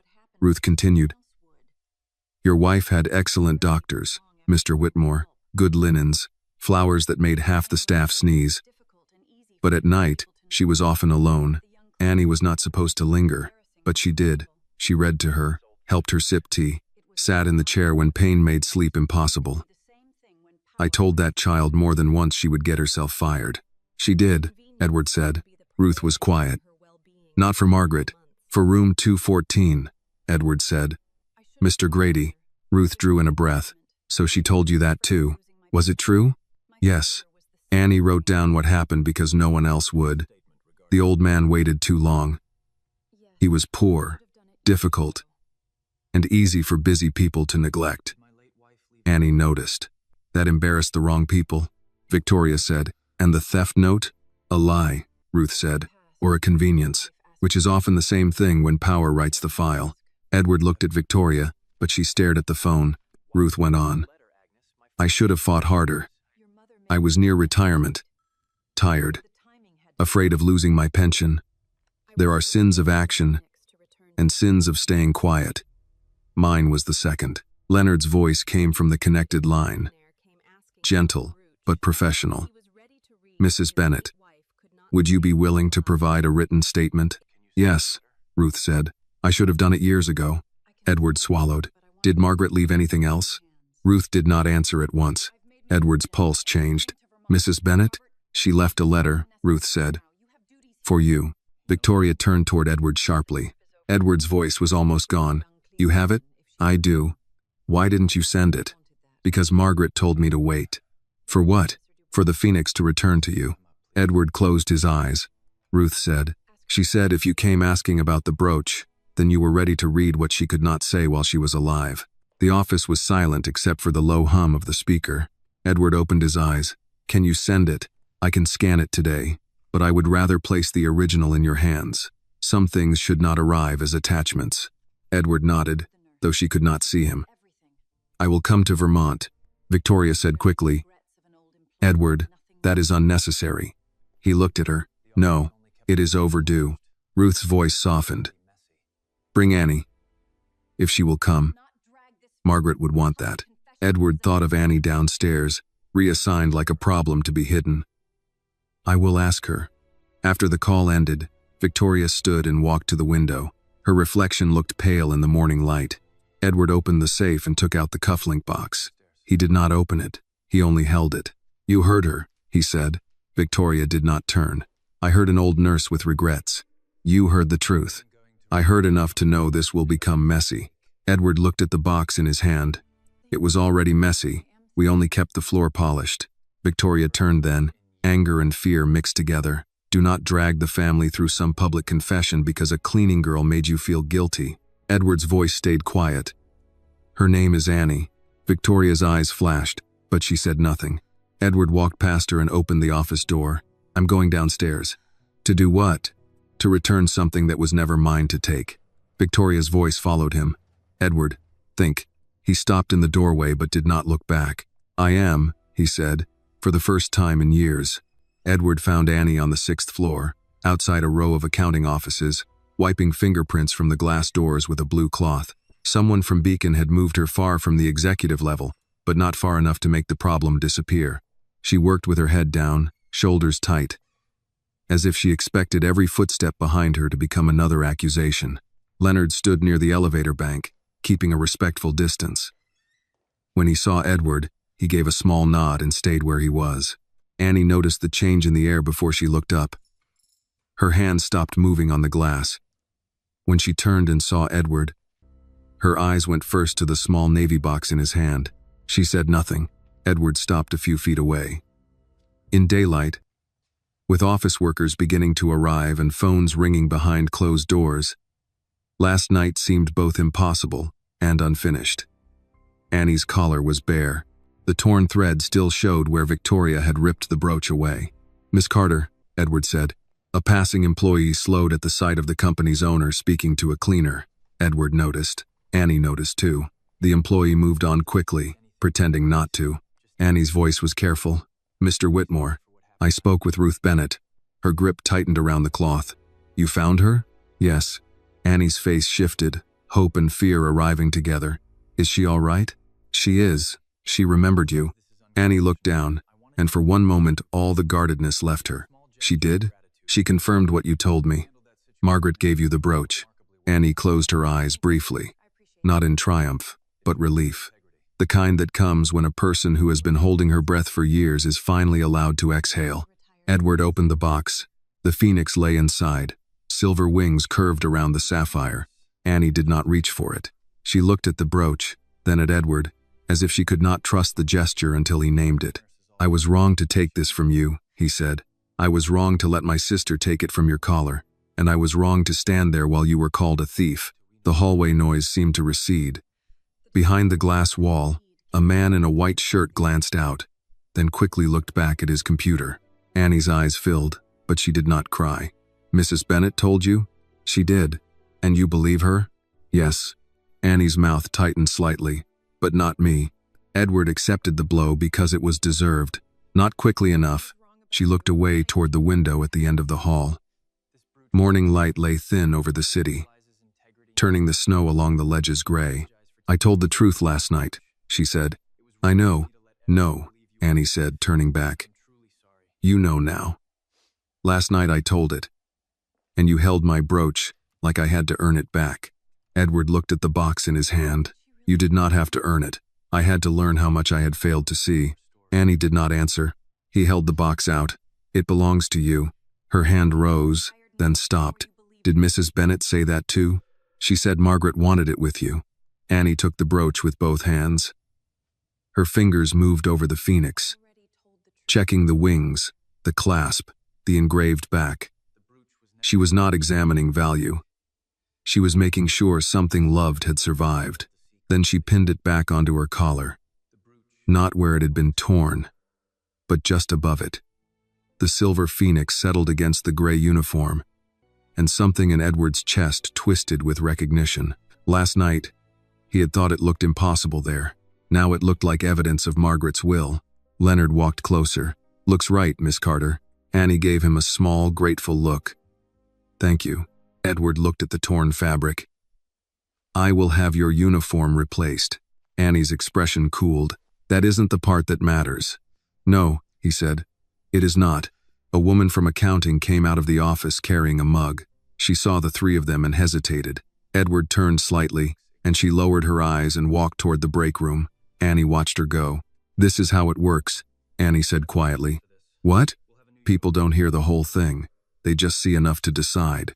Last night they would have seen me with your sister, and today they'll see you talking to me, and by lunch I'll be a story. Edward's face tightened. I can stop that. Annie shook her head. You can slow it down. You can't stop how people like to talk about someone beneath them. Leonard said, She's not wrong. Edward turned to him, then back to Annie. Then I will say something first. Annie looked wary. What does that mean? It means no one in this building will treat you as if you stole from my family. I don't want a speech. Neither do I. I don't want my face in some company email either. Edward heard the edge in her voice. She was already imagining her life turned into his redemption story, her humiliation repackaged as a lesson for people who would forget her name by the next quarter. No company email, he said. No photographs. No announcement using your name unless you allow it. But Beacon changed your assignment because of last night. That will be corrected. Annie looked at Leonard. Leonard nodded. It was changed. Miss Whitmore called. Annie's jaw tightened. I thought so, Edward said. You will not be punished for this. She looked at him for a long moment. You can promise that here? In this building, yes. What about outside it? Edward did not answer fast enough. Annie gave a small nod. That's what I thought. He felt again how different power looked from where she stood. To him, a phone call could restore a schedule, erase a disciplinary note, open a file. To her, every favor from a rich man could turn into another debt someone might collect later. I cannot fix everything this morning, he said, but I can start with what I touched. Annie looked down at the brooch. Mrs. Whitmore used to say people liked the idea of starting over because it sounded clean. She said most real starts were messy. Edward almost smiled. That sounds like her. It was after chemo. She was mad because she couldn't button her sleeve. What happened? I buttoned it. Annie touched the phoenix. Then she told me she hated needing help. I told her everybody needed help. She said, yes, but rich people get to call it service. Leonard lowered his head to hide his expression. Edward took the sentence without defense. She had a way of making a knife sound like a prayer. Annie looked at him, surprised. Yes, she did. For a moment, they stood not as owner and employee, not as widower and accused girl, but as two people who had known different parts of the same woman and were only beginning to understand the whole. Edward said, Ruth has a letter. Annie's hand stilled on the brooch. From Mrs. Whitmore? For me, she said. Margaret asked her to wait until the phoenix came back. Annie's eyes changed. She told me she wrote something. She did? She didn't say what. She just said sometimes the heart needed a witness, because the mouth got too tired. Annie looked away. I thought she meant me. Maybe she did. Edward waited, then said, I am going to Vermont today. Annie's head turned. Today? Yes, to see Ruth, to get the letter. She looked at the cloth in her hand, then down the hallway toward the offices she was supposed to clean. I hope you find what you need. Ruth asked me to bring you. Annie went still. Leonard watched her quietly. Edward added, only if you want to come. Annie laughed once, not because anything was funny. Yesterday I was trying to keep this job. Last night your sister called me a thief. This morning you're asking me to ride to Vermont with you like that's just a normal Tuesday? It is not normal. No, sir, it is not. I understand why you would refuse. Do you? I am trying to. Annie looked at him. The hallway behind him held framed awards, expensive carpet, climate-controlled air. Behind her was a cart with glass cleaner, trash liners, and a schedule someone else could change without asking. Trying was not nothing. But it was not trust. What happens if I say no? She asked. Then I go without you. I hear Ruth. I read the letter. I tell you anything Margaret wanted you to know. And the brooch? It is yours. No matter what the letter says. Edward looked at the phoenix on her collar. No matter what the letter says. Annie breathed in slowly. Leonard spoke gently. Miss Carter, I can ride along if that makes it easier. Or I can help arrange for you to meet Mrs. Bennet another time. Edward looked at him, grateful for the offer he should have thought of first. Annie considered that. Would I lose the day's pay? No, Edward said. She looked at him, not as charity, he added, as paid leave for company, caused distress. Leonard coughed again. That is one way to put it. Annie almost smiled this time. Almost. What about Beacon? She asked. I will handle Beacon. That sounds like what people say before they handle me too. Edward nodded. Then Leonard will speak to Beacon. and you can hear the call. She looked at Leonard. I can do that, he said. Annie touched the brooch once, as if asking Margaret a question no one else could hear. Then she looked back at Edward. I'll go, she said, but I'm not going for you. Edward's throat tightened. I know.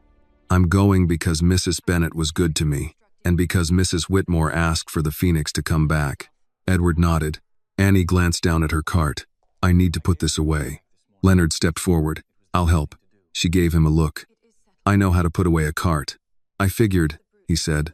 I just know where they hide the decent coffee afterward. That time, Annie did smile, small and brief. Edward watched her wheel the cart toward the service closet. The Phoenix bright on her collar again. People passed. Some staring. Some pretending not to. Annie kept her head level. Not high, not low, level. From the elevator behind him, Victoria's voice came cold and clear. You gave it back. Edward turned. His sister stood at the end of the hall, coat over one arm, eyes fixed on Annie's collar. Yes, he said. Victoria walked toward him. Before seeing the letter? After hearing Ruth. You are moving too fast. No, Edward said, watching Annie disappear into the service hall. I am years late. Victoria's words followed Edward into the service hallway, but he did not turn back. He had spent too many years stopping whenever his sister sounded certain. Certainty, he was learning, could be a locked door with good manners. Annie stood inside the supply room, hanging the wet cloth over the side of a plastic bin. Leonard was beside the open cabinet, checking the label on a row of cleaning bottles, as if he had come there for business and not protection. When Edward entered, Annie looked past him. Is she coming too? She asked. No. Victoria appeared in the doorway behind him. That has not been decided. Edward looked at her. It has. Annie's face tightened. Leonard stopped pretending to read labels. Victoria folded her coat over her arm. If you are going to Vermont to collect a letter that concerns Margaret and this family, I have every right to be present. Edward's voice stayed calm. You had years to be present. Victoria's cheeks colored. Do not do this in front of staff. Annie picked up her bag from a lower shelf.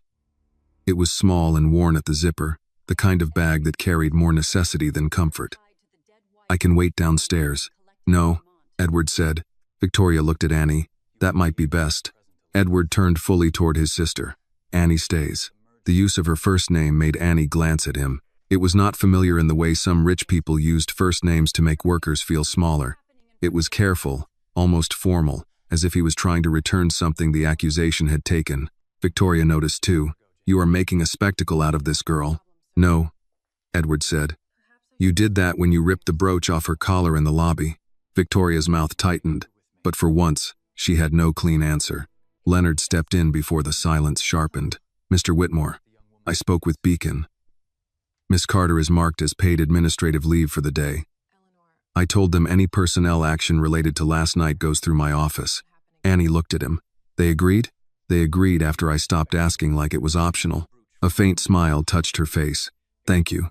Victoria looked at Leonard as if adding him to a private list of disappointments. And you think it is appropriate to drive an employee across state lines over a family matter?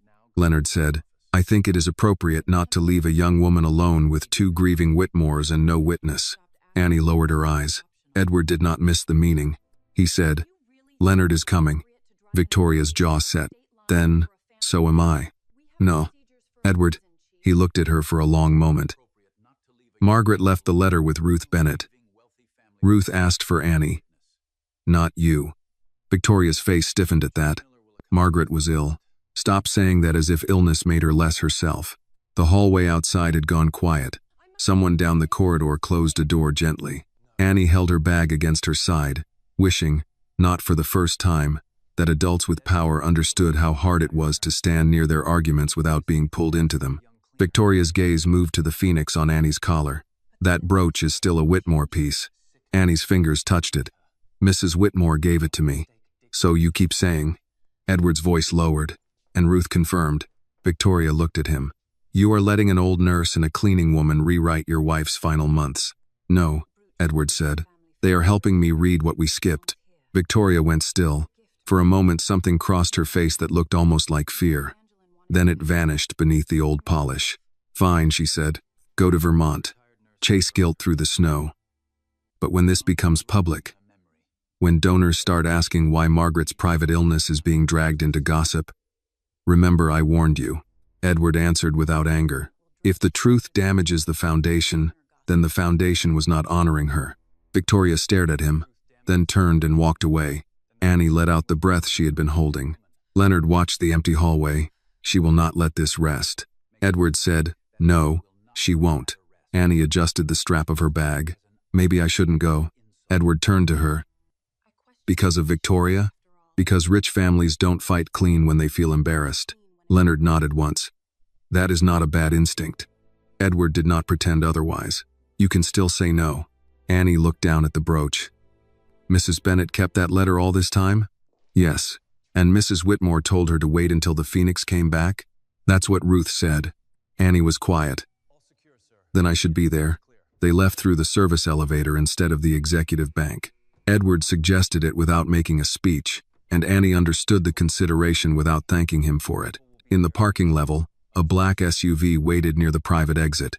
Edward's driver, a man in his 50s named Paul, opened the rear door, then paused when he saw Annie's uniform and Leonard's security jacket. He recovered quickly. Good morning, Mr. Whitmore. Morning, Paul. We're going to Brattleboro, Vermont.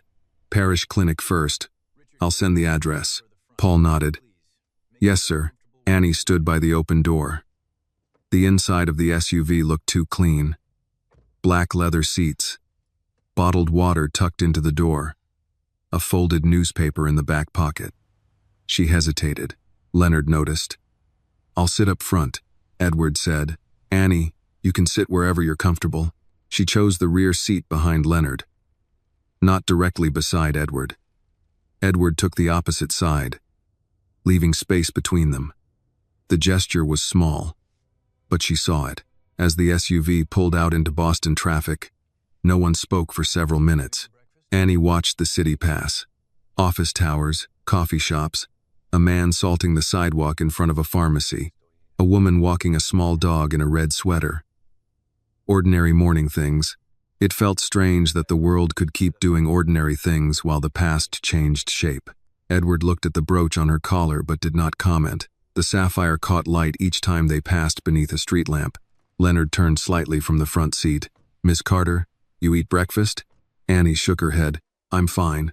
That wasn't the question. She gave him a look in the mirror. You sound like my aunt. Smart woman, then. Edward asked Paul to stop at a diner before they reached the highway. Annie looked uncomfortable but did not refuse. They pulled up outside a small place with a red sign and fogged windows, the kind of diner Edward had not entered without a public relations purpose in years. Inside, the waitress called Leonard Hahn and Edward Sir, without recognizing him. They took a booth near the back. Annie slid in beside the window. She ordered only coffee until Leonard ordered eggs, toast, and home fries for himself and added, and the young lady will have the same unless she objects loudly. Annie sighed. I object quietly. Overruled quietly, Leonard said. Edward ordered black coffee and rye toast. The waitress poured refills from a glass pot and left them alone. Annie wrapped both hands around the mug. Mrs. Whitmore liked diners. Edward looked up. She told you that? She said hospitals made food taste like instructions. Diners made food taste like somebody's shift was almost over. Leonard smiled. That sounds right. Edward looked around at the vinyl seats, the old photographs near the register, the pie case with lemon meringue and apple. When we were young, Margaret and I used to stop at a diner off Route 1 after late movies. She always ordered pancakes, no matter the hour. She told me, Annie said. Edward's expression changed. She did? Annie nodded. She said you pretended to read the menu every time, but you always got the same thing. Meatloaf sandwich, Edward said, with extra mustard. He looked down at his coffee. I had forgotten that. Annie's voice softened. She hadn't.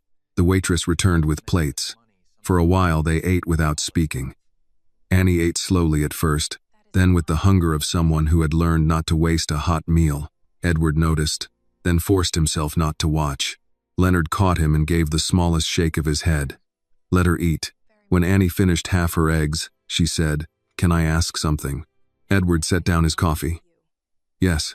Why didn't you visit more? Leonard became very interested in his toast. The question was not cruel. That made it harder. Edward looked out the window at cars moving through slush. I told myself I was protecting her privacy, protecting the company, protecting the foundation. I told myself she had the best care. That's not what I asked. No, he said. It isn't. He took a breath. I was afraid. Annie watched him. I had known Margaret since before I had anything worth protecting, Edward said. She was the person who remembered who I was when everyone else only saw what I owned. Seeing her sick made me feel useless. So I did what useless men with money sometimes do. I paid for things and called it love. Annie looked down at her coffee. Edward's voice stayed low. That is not an excuse. No, Annie said. It's not. Leonard glanced at her, then at Edward. Neither man corrected her. Edward nodded. I know. Annie touched the brooch. She missed you. Edward closed his eyes briefly. But she didn't hate you, Annie added. I think that made it harder for her. Edward opened his eyes. Why? Because if she hated you, she could have stopped waiting. The words sat between the coffee cups and half-finished plates. Outside, a truck passed, spraying gray slush at the curb. Leonard cleared his throat. Roads will get slower once we hit the state line.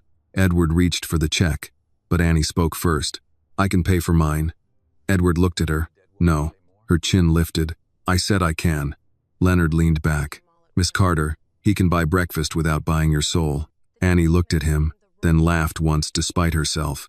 It was the first real laugh Edward had heard from her. It made her look young in a way the lobby had not allowed. All right, she said, but just breakfast. Edward paid in cash and left a tip large enough for the waitress to blink, but not so large Annie would feel made into a performance. He was learning the difference. Slowly. Back in the SUV, the city thinned behind them. Boston gave way to highway, then smaller towns, bare trees, gas stations with American flags snapping in the cold. Annie watched the road with one hand near the Phoenix. After nearly an hour, she said, Mrs. Bennet will tell you the truth. Edward looked at her. I believe that. No, Annie said. I mean all of it, not just about the brooch. Edward felt the sentence before he understood it. What else is there? Annie did not answer right away. She looked out at the snow gathered along the highway shoulder. Mrs. Whitmore didn't give me the brooch just because I was kind to her, she said. That was part of it. But there was something else. Leonard turned slightly. Edward's voice lowered. What's something else? Annie's fingers closed around the Phoenix. She said if you ever came looking for it, it meant you were finally ready to know why she chose Street Agnes in the first place. Edward did not ask again right away. The SUV moved north through a pale winter morning. Tires whispering over wet pavement. The highway bordered by bare maples and low stone walls half buried in snow. Annie's words remained in the car like fog on glass. Why she chose Street Agnes in the first place. For 3 years, Edward had believed he knew the answer. Privacy, specialist care, distance from Boston gossip, a quiet place where Margaret could suffer without cameras or foundation donors sending fruit baskets. Victoria had said it so often that it had become family fact. Now Annie had opened a door beneath that fact. Leonard turned from the front seat. Miss Carter, did Mrs. Whitmore say more than that? Annie kept her eyes on the road ahead. Not all at once. Edward watched her hand rest over the Phoenix. Tell me what she did say. She said Street Agnes was the only place where your family wouldn't look too closely. Edward's face tightened. My family? She didn't say names at first. Did she later? Annie did not answer fast enough. Leonard looked at Edward in the mirror, a warning in his eyes. Let her get there. Edward leaned back. Take your time. Annie gave a small, humorless breath. People always say that after they've already made you hurry. Edward accepted it. Then I'll wait without saying it. For a while, only the road spoke. They passed a rest area, then a sign for the Vermont border. Snow lay thicker on the fields here, untouched except for deer tracks near the tree line. Annie seemed to draw into herself the closer they came to the place she had once left with a bad record and a brooch pinned inside her coat. She asked me once if I trusted hospitals, Annie said. Edward looked at her. Margaret asked you that? Yes. I laughed because I thought she meant doctors. I told her I trusted anyone who could make pain stop. She said pain was not the only thing a place could hide. Leonard shifted slightly. Edward's voice stayed low. Hide what? I don't know. Not exactly. She was careful.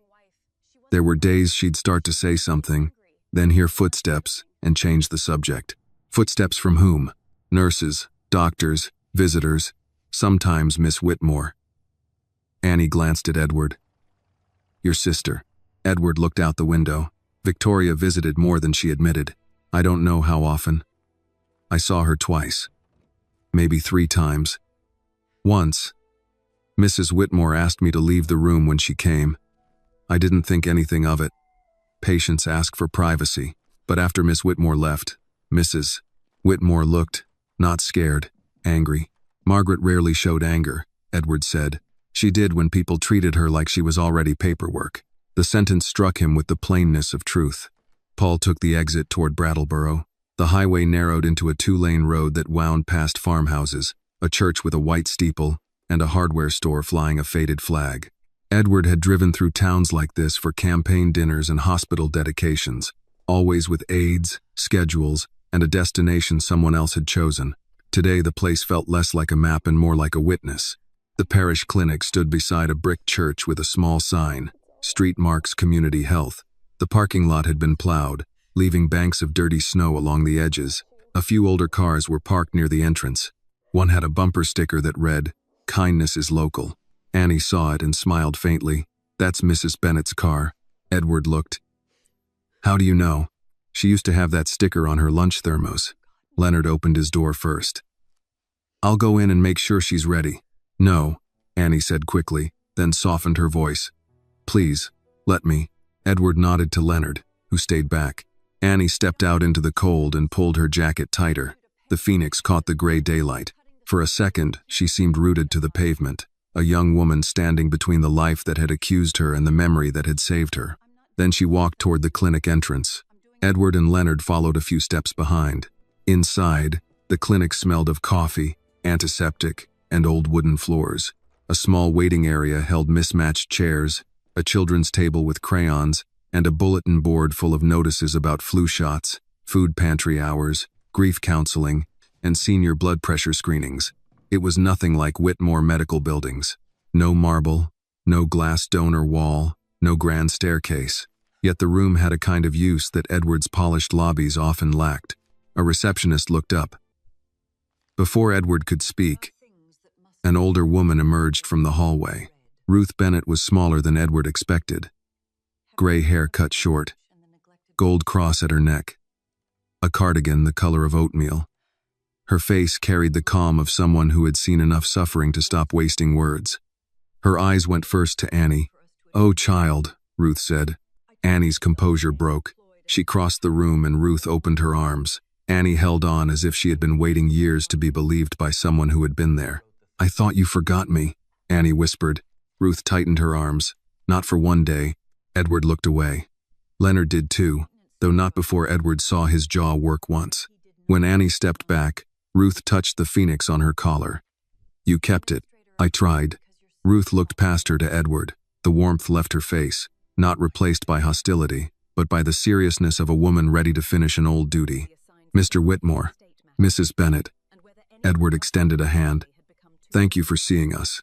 She shook it. Her grip was firm. "I am not doing this for thanks. I understand. I hope you do by the end." Ruth led them to a small consultation room with a round table, 2 chairs too few, and a window facing the church cemetery. Leonard brought in an extra chair from the hall. Annie sat closest to Ruth. Edward sat opposite them. The space was too small for status. That, Edward suspected, was why Ruth had chosen it. Ruth placed a manila envelope on the table. Edward saw his name written across it in Margaret's handwriting. His throat tightened. Ruth did not hand it over yet. "Before you read this, there are things I need to say." Edward nodded. Victoria's absence seemed to stand in the room too. Ruth looked at Annie. "You told him about the brooch?" "Yes, ma'am." "And about Mr. Grady?" Annie nodded. Ruth's face hardened with old regret. That child lost her job because she did what trained adults should have done. I let them write her up. I told myself I could help more by staying employed until retirement. That was a lie tired people tell themselves. Annie shook her head. "You helped me. Not enough," Edward said quietly. "Who wrote the theft note?" Ruth looked at him. Dale Pritchard signed it, but he did not act alone. Leonard took out a small notebook. "Who was above him?" "Administrator Carla Voss. She took calls from your sister." Edward's eyes lifted. Victoria? Yes. Ruth's gaze did not move from his. Miss Whitmore called Street Agnes several times while Margaret was there. She asked about visitor logs, staff assigned to the room, whether Margaret had spoken about estate matters, whether anyone outside the family had become inappropriately familiar. Her words. Annie looked down. Edward felt a slow anger begin under the grief. Why would Victoria ask about estate matters? Ruth touched the envelope but still did not move it forward. That is part of the letter. Edward's voice lowered. Tell me what you know. Ruth sat back. Margaret chose Street Agnes because she did not trust the private care arrangements your family made in Boston. Edward stared at her. That makes no sense. We had the best specialists. Yes, and too many people around them reporting to your family office instead of to her. Leonard looked up from his notes. Ruth continued. Margaret told me she felt managed, not cared for. She said decisions were being made around her. Schedules changed. Visitors screened. Calls shortened or missed. She did not accuse you of doing it. Edward's face went cold. Who did she accuse? Ruth looked toward the envelope. She believed Victoria was controlling access. The room went very quiet. Annie whispered. Mrs. Whitmore never told me that part. No, Ruth said. She would not have burdened you with it. Not then. Edward's hand rested flat on the table. Why would Victoria keep me from Margaret? Ruth's answer was careful. Margaret believed your sister thought she was protecting you and the company. She also believed Victoria never forgave her for having your heart before the Whitmore name had fully claimed you. Edward looked at the cemetery beyond the window, the stones half covered in snow. That sounds like Margaret trying to be generous. It was, Ruth said. I was less generous. Leonard asked, was any of this documented? Some, not enough. Ruth tapped the envelope. Margaret wrote what she could. Edward looked at his name in her handwriting. He wanted the letter and feared it with equal force. Ruth finally slid it toward him. Read it here, she said. Not in the car. Not in your office. Here, where Annie can hear the part meant for her. Edward looked at Annie. She seemed startled. For me? Ruth nodded. Yes, child. She left you more than the phoenix. Edward opened the envelope with hands that did not feel like his own. Inside were 3 folded pages. Margaret's handwriting was weaker than in the old letters, but still unmistakably hers. He began to read silently, then stopped. Ruth said, out loud, Mr. Whitmore. Edward looked at Annie, then at Leonard, then down at the page. He read, Edward, if the phoenix has found its way back to you, it means Annie kept her promise. Do not be angry with her. Be ashamed if you must, but do not aim it at the girl. She was kind to me when kindness had become scheduled, approved, and delivered with paperwork. His voice faltered. Annie covered her mouth. Edward forced himself on. I came to Street Agnes because I needed a room where I could still be Margaret before everyone finished turning me into Mrs. Whitmore's illness. I needed distance from your sister's management, from the foundation, from the way grief begins organizing itself before death has even arrived. Ruth closed her eyes. Edward read slower now. You were absent, my love, but you were not cruel. That distinction matters, though it does not erase the hurt. Victoria was present, but not always kind. That distinction matters too. His eyes blurred. He blinked hard. If Annie is with you, look at her. Really look. She cleaned my room, yes. But she also gave me back my name, on nights when everyone else spoke, as if I had already become a memory. I gave her the brooch because a phoenix belongs to the person who still has to rise. Annie began to cry silently. Edward could not continue for several seconds. The paper shook once in his hand. Ruth said nothing. Leonard said nothing. The small clinic room held the truth without trying to soften it. Edward looked at the last paragraph on the first page. And if you are wondering why I did not tell you sooner, the answer is simple and painful. I was waiting for you to stop running long enough to ask. Edward lowered the letter. Outside the window, a church bell began to ring the hour. The sound moved across the snow-covered cemetery, through the little clinic, and into the room where a dead woman's words had finally arrived. Edward did not ask again right away.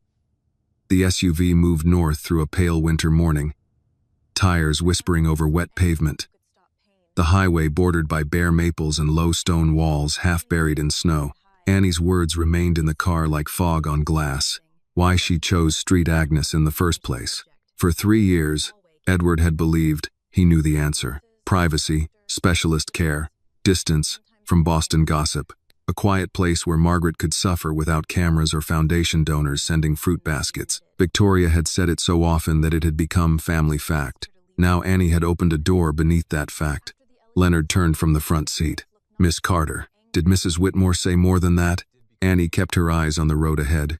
Not all at once. Edward watched her hand rest over the phoenix. Tell me what she did say.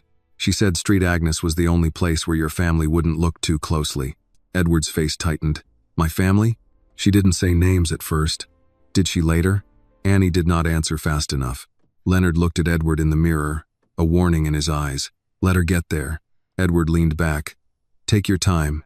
Annie gave a small, humorless breath.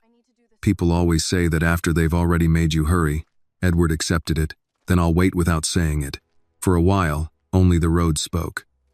They passed a rest area, then a sign for the Vermont border.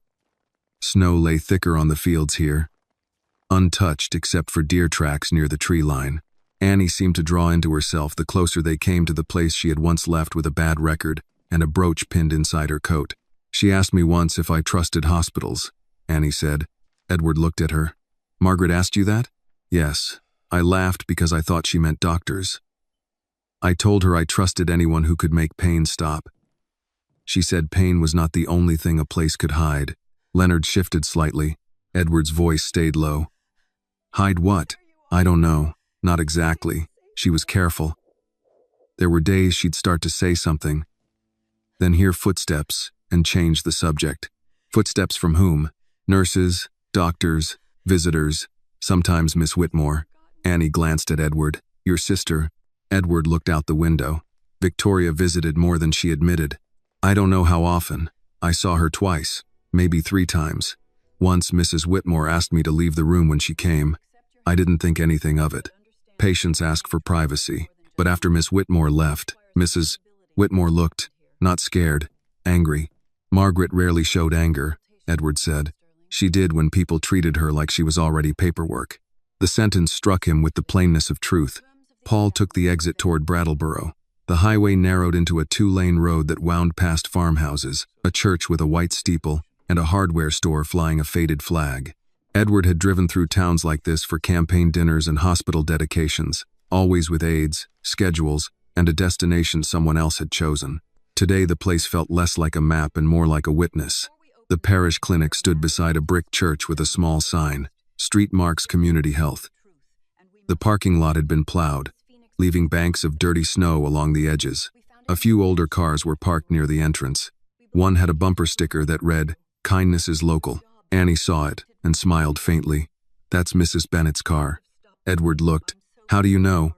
She used to have that sticker on her lunch thermos. Leonard opened his door first. I'll go in and make sure she's ready. No, Annie said quickly, then softened her voice.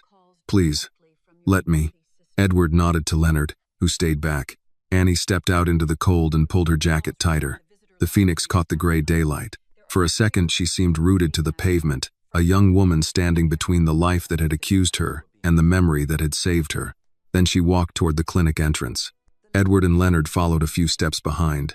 Inside, the clinic smelled of coffee, antiseptic, and old wooden floors. A small waiting area held mismatched chairs, a children's table with crayons, and a bulletin board full of notices about flu shots, food pantry hours, grief counseling, and senior blood pressure screenings. It was nothing like Whitmore medical buildings. No marble, no glass donor wall, no grand staircase. Yet the room had a kind of use that Edward's polished lobbies often lacked. A receptionist looked up. Before Edward could speak, an older woman emerged from the hallway. Ruth Bennett was smaller than Edward expected. Gray hair cut short. Gold cross at her neck. A cardigan the color of oatmeal. Her face carried the calm of someone who had seen enough suffering to stop wasting words. Her eyes went first to Annie. Oh, child, Ruth said. Annie's composure broke. She crossed the room and Ruth opened her arms. Annie held on as if she had been waiting years to be believed by someone who had been there. I thought you forgot me, Annie whispered. Ruth tightened her arms. Not for one day. Edward looked away. Leonard did too, though not before Edward saw his jaw work once. When Annie stepped back, Ruth touched the phoenix on her collar. You kept it. I tried. Ruth looked past her to Edward. The warmth left her face, not replaced by hostility, but by the seriousness of a woman ready to finish an old duty. Mr. Whitmore, Mrs. Bennet. Edward extended a hand. Thank you for seeing us. She shook it. Her grip was firm. I am not doing this for thanks. I understand. I hope you do by the end.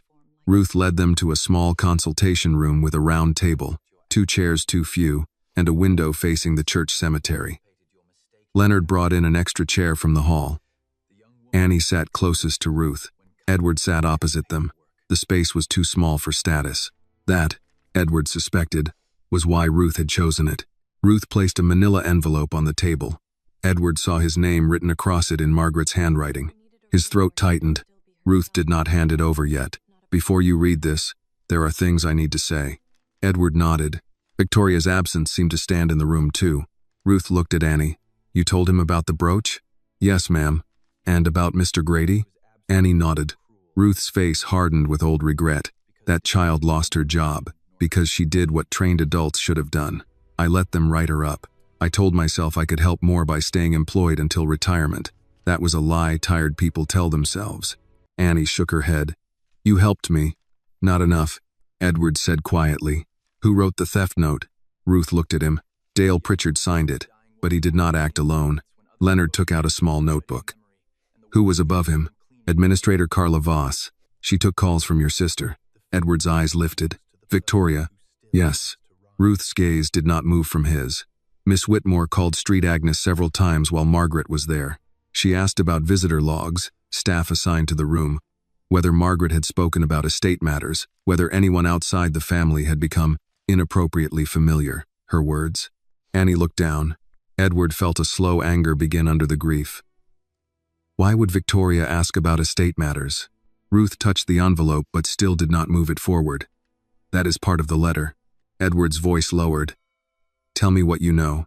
Ruth sat back. Margaret chose Street Agnes because she did not trust the private care arrangements your family made in Boston.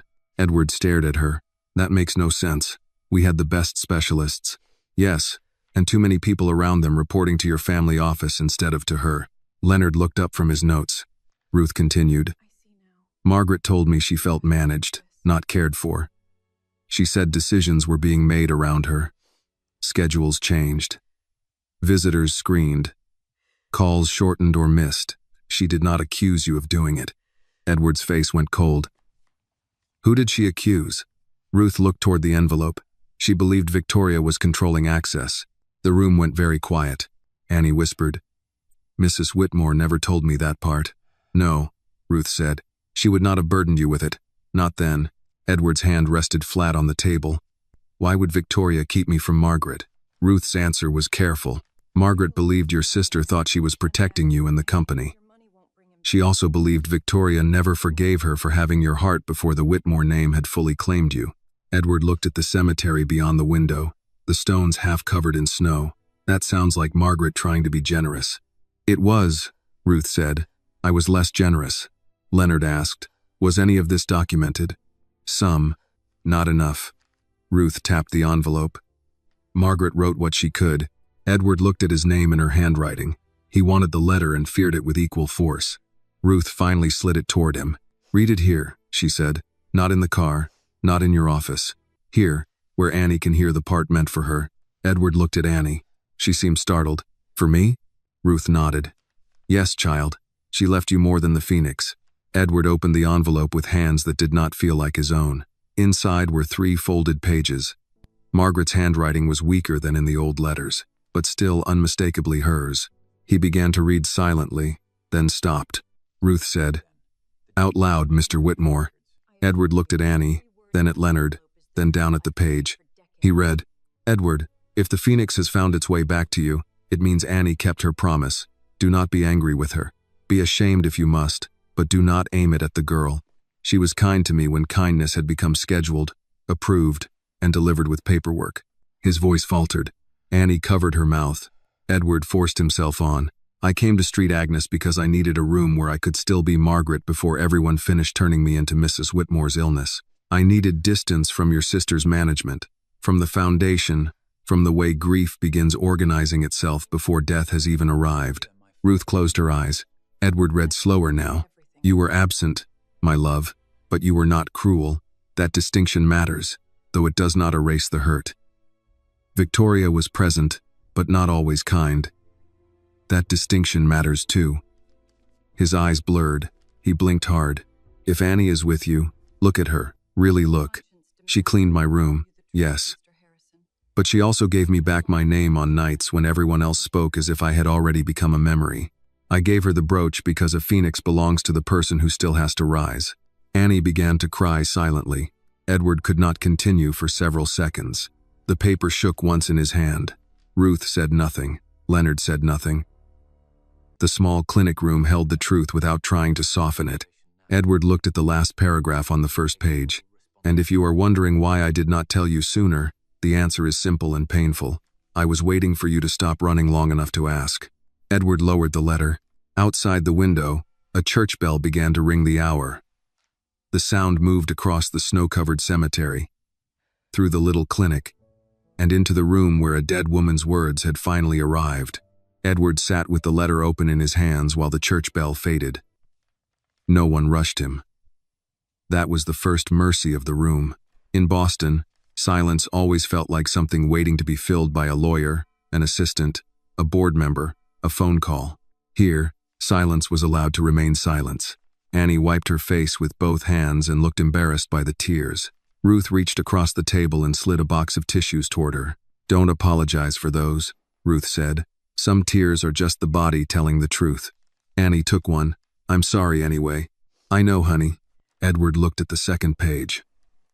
Margaret's handwriting grew smaller there, as if fatigue had forced her to save space and strength at the same time. He read again, quieter now. Edward, I need you to understand something about Victoria. She will tell you she protected me. She will believe it when she says it. But protection without tenderness becomes control. Control without love becomes a locked door.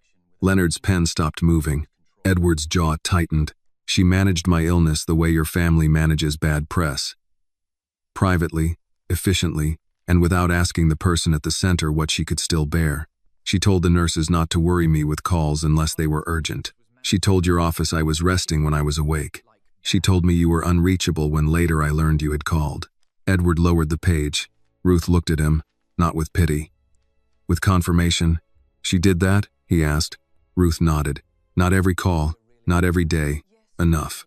Edward felt something colder than grief rise in him. Why didn't Margaret tell me? Ruth gave a sad smile. Sick women are often made responsible for everyone else's peace. Margaret didn't want to sound needy. She didn't want to start a war between you and your sister while she was fighting for breath. Annie looked down at the phoenix on her collar. She used to say she didn't want to be another problem people had to solve. Edward pressed his thumb against the page, careful not to crease it. She was never a problem. No, Ruth said, but she was made to feel like one. That sentence found its place in him and stayed there. He continued reading. I do not write this so you will hate your sister. Hate is too easy, and it will distract you from the harder work. I write it because you must know the difference between a family that guards a name and a family that guards a person. I needed the second.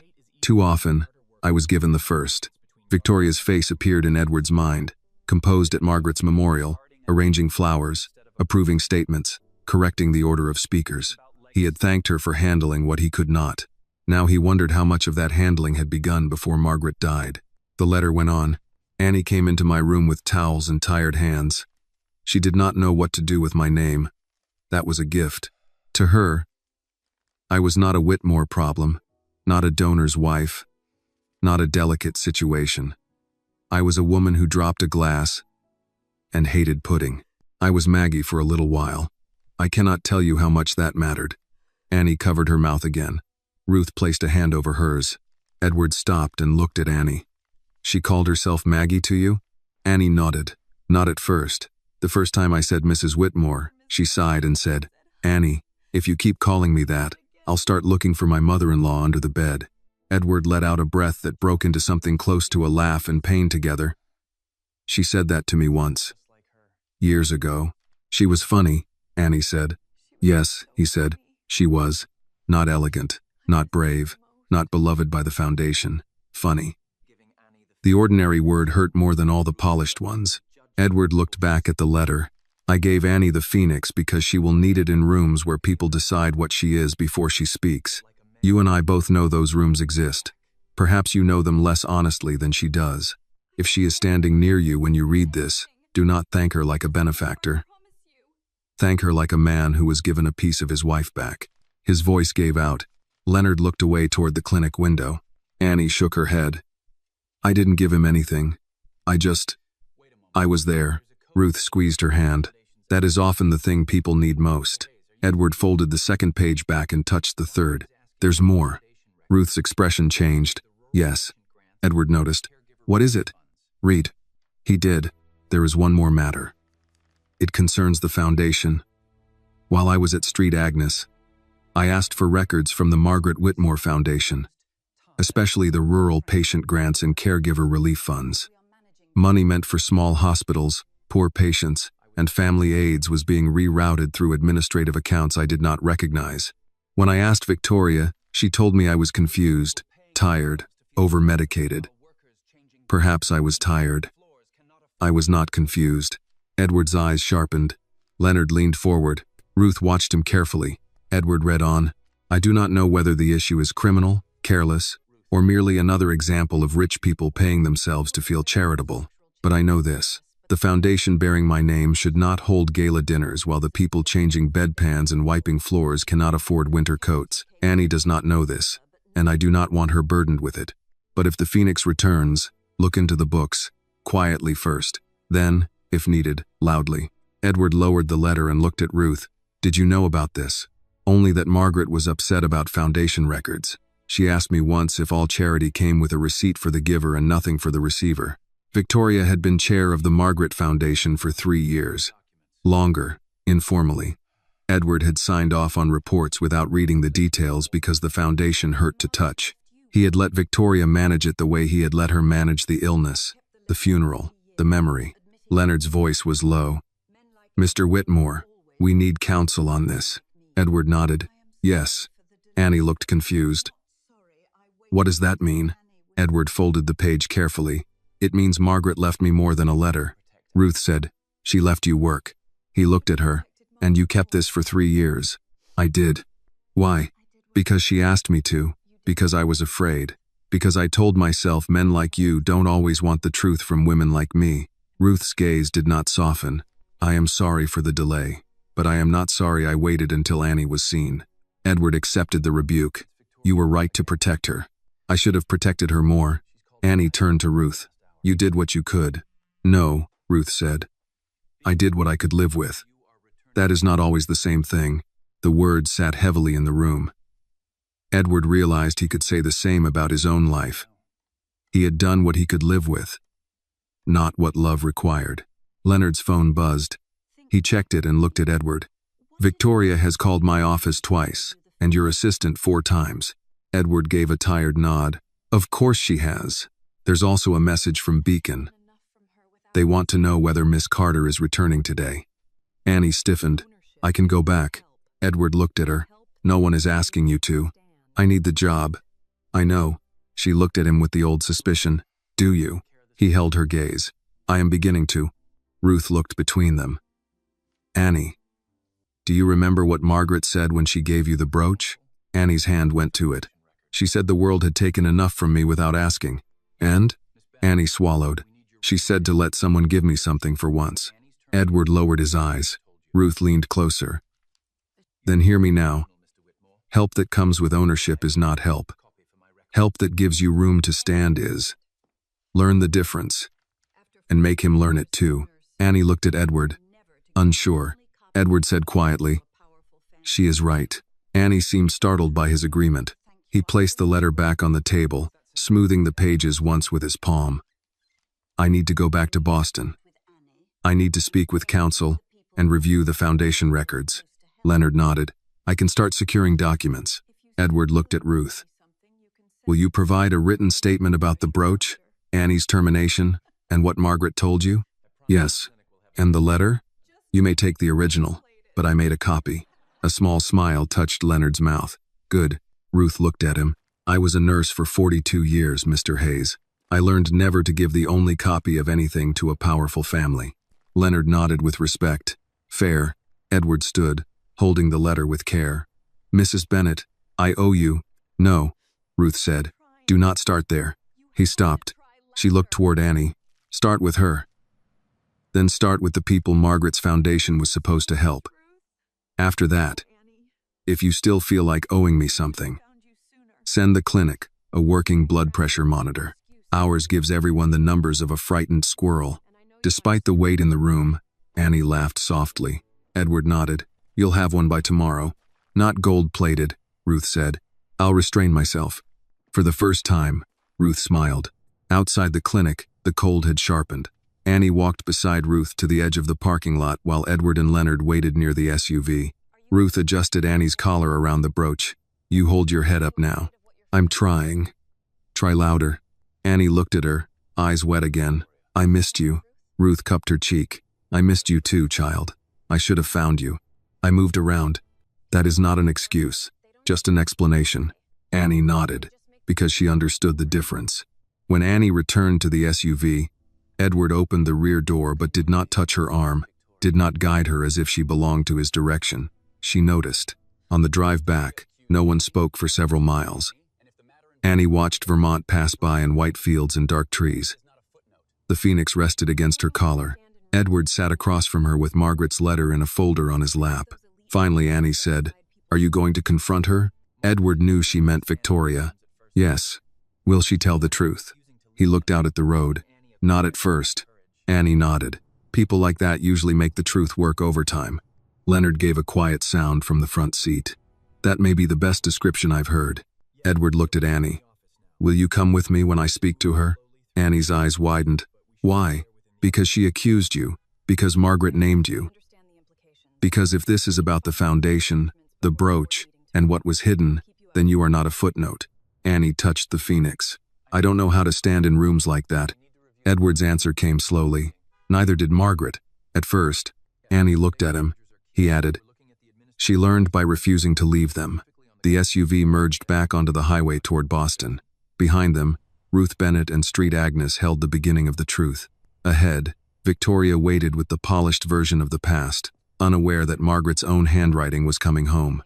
By the time the SUV reached Boston, the afternoon had lowered into a hard gray light. The city looked less forgiving than it had that morning. Snow had turned to slush along the curbs, and the sidewalks were crowded with people leaving offices early, collars up, coffee cups in hand, faces set against the cold. Annie watched them through the window and wondered how many of them carried a story no one would believe unless someone important said it first. Edward had not opened Margaret's letter again during the ride.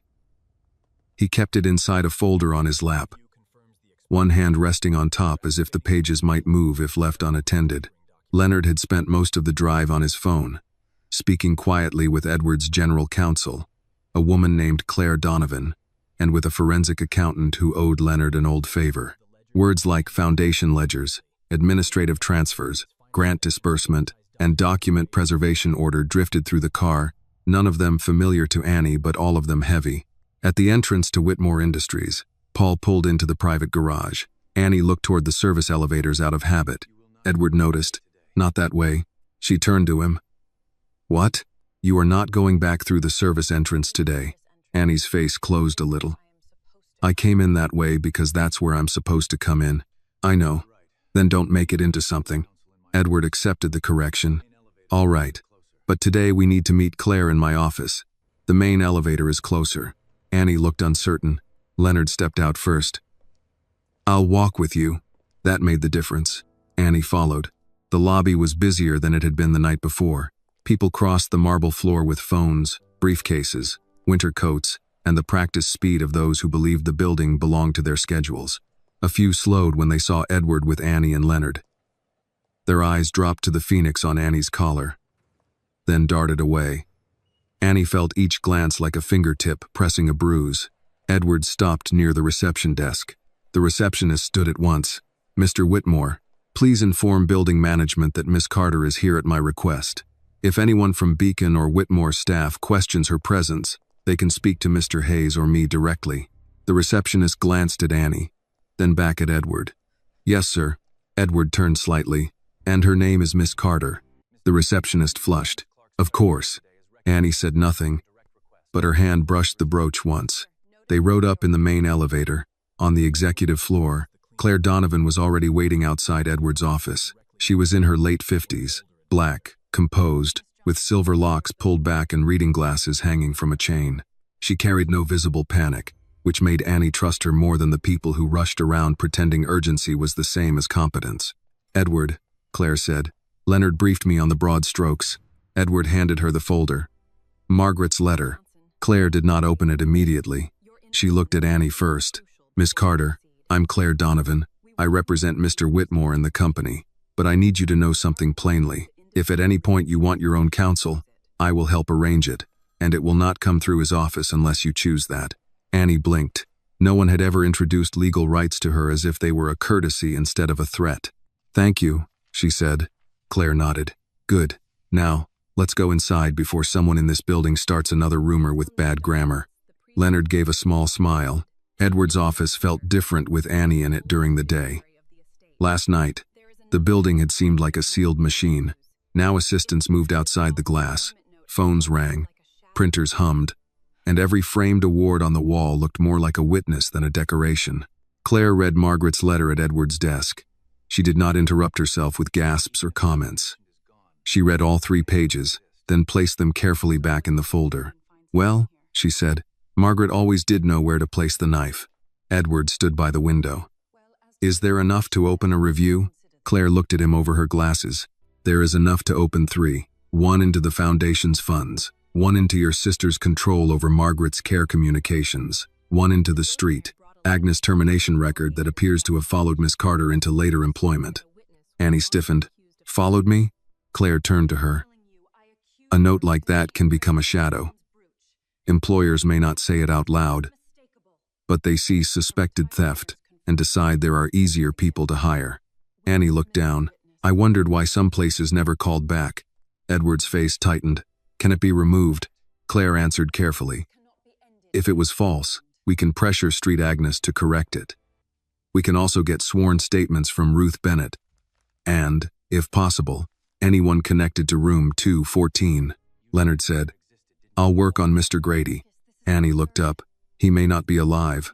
"I know," Leonard said gently. "But records may be." Edward turned to Claire. "And Victoria?" Before Claire could answer, the office door opened. Victoria entered without knocking. Behind her, Edward's assistant looked apologetic. "I tried to tell her you were in a meeting," the assistant said. "It's all right," Edward said. "Close the door." Victoria's eyes went from Claire to Leonard to Annie, then to the folder on the desk. "So this is what we are doing now, strategy sessions with employees." Claire stood. "Good afternoon, Victoria." Victoria gave her a thin smile. "Claire, I assume Edward has pulled you into this little drama." Claire's voice remained calm. "Edward has brought me a letter from Margaret. Allegations involving Foundation funds, and a witness you accused of theft last night." Victoria's gaze snapped to Annie. "I accused her because she was wearing Margaret's brooch." Annie's fingers tightened near the phoenix, but she did not lower her head this time. Claire said, "Ruth Bennett confirmed Margaret gave it to her." Ruth Bennett is a retired nurse with guilt and a flair for timing. Edward stepped away from the window. "Enough." Victoria turned on him. "You keep saying that as if it ends facts." "No, facts are why we're here." He opened the folder and took out Margaret's letter. Victoria's face changed before he read a word. That was the first real crack Annie saw in her. Edward noticed it too. "You knew there was a letter." Victoria's mouth tightened. "Margaret wrote many things when she was ill." "You knew." "I suspected." "Did you ask Ruth for it?" Victoria looked toward Claire. "I will not be cross-examined in my brother's office," Claire said. "Then answer as his sister." Victoria's eyes hardened. Edward read aloud only one passage, the one about calls being filtered, visits controlled, and grief organized before death. When he finished, Victoria stood very still. "That is not fair," she said. Edward lowered the page. "Is it false?" Victoria's lips parted. She looked at Margaret's photograph, then at the carpet, then finally at Edward. "I did what had to be done." Annie felt the air shift. Leonard stopped moving his pen. Edward said, "What had to be done? You were falling apart. The company was exposed. Reporters were circling. Margaret was fragile. Every call upset her.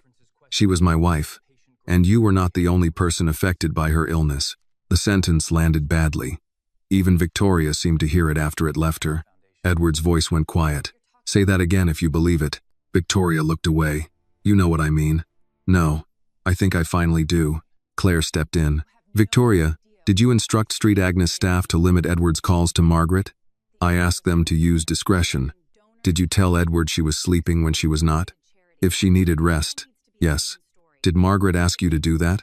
Victoria did not answer. Claire's voice sharpened by a degree. Did Margaret ask you to do that? No, Victoria said. She would have said no to anything practical. Annie stared at her. She wanted to hear his voice. Victoria looked at Annie. You do not belong in this conversation. Annie's hands shook, but she stayed standing. I was in the room when the phone didn't ring. Edward turned toward Annie, and something in his face folded inward. Victoria said, "Oh, for God's sake." Annie continued, voice small but steady. She would ask if he called. She would try not to look sad when the nurse said no. Sometimes she pretended to sleep after that. But she wasn't sleeping. Edward looked at Victoria. You told them not to put me through. Victoria's control slipped. I told them not to upset a dying woman with your guilt. You called from airports, boardrooms, cars. You think that helped her? She would wait for you after those calls, Edward. She would stare at the door like you might finally walk through it. I managed what you were too weak to face.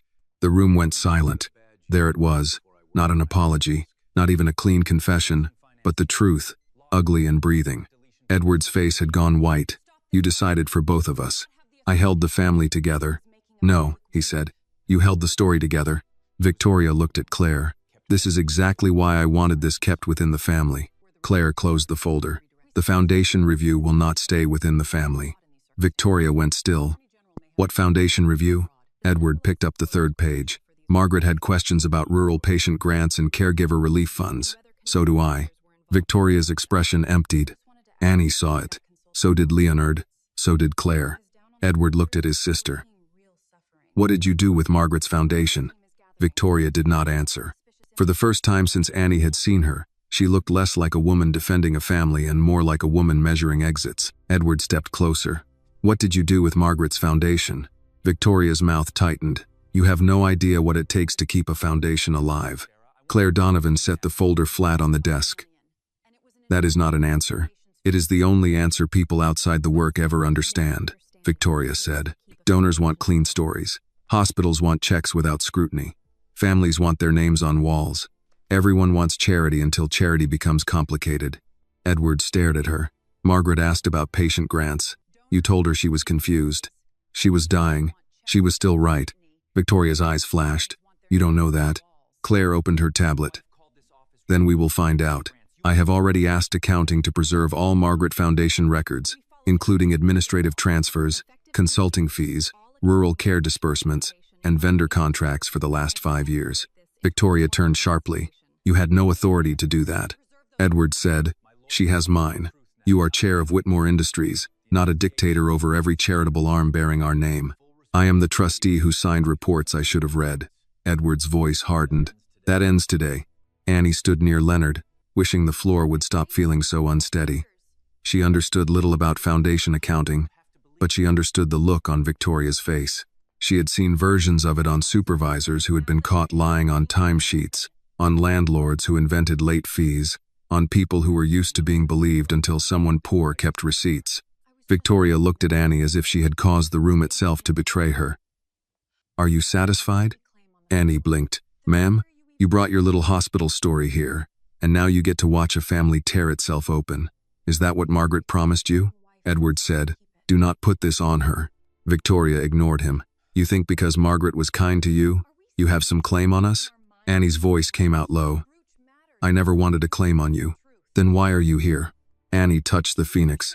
Because she asked me to keep it. Victoria laughed once, bitter and strained.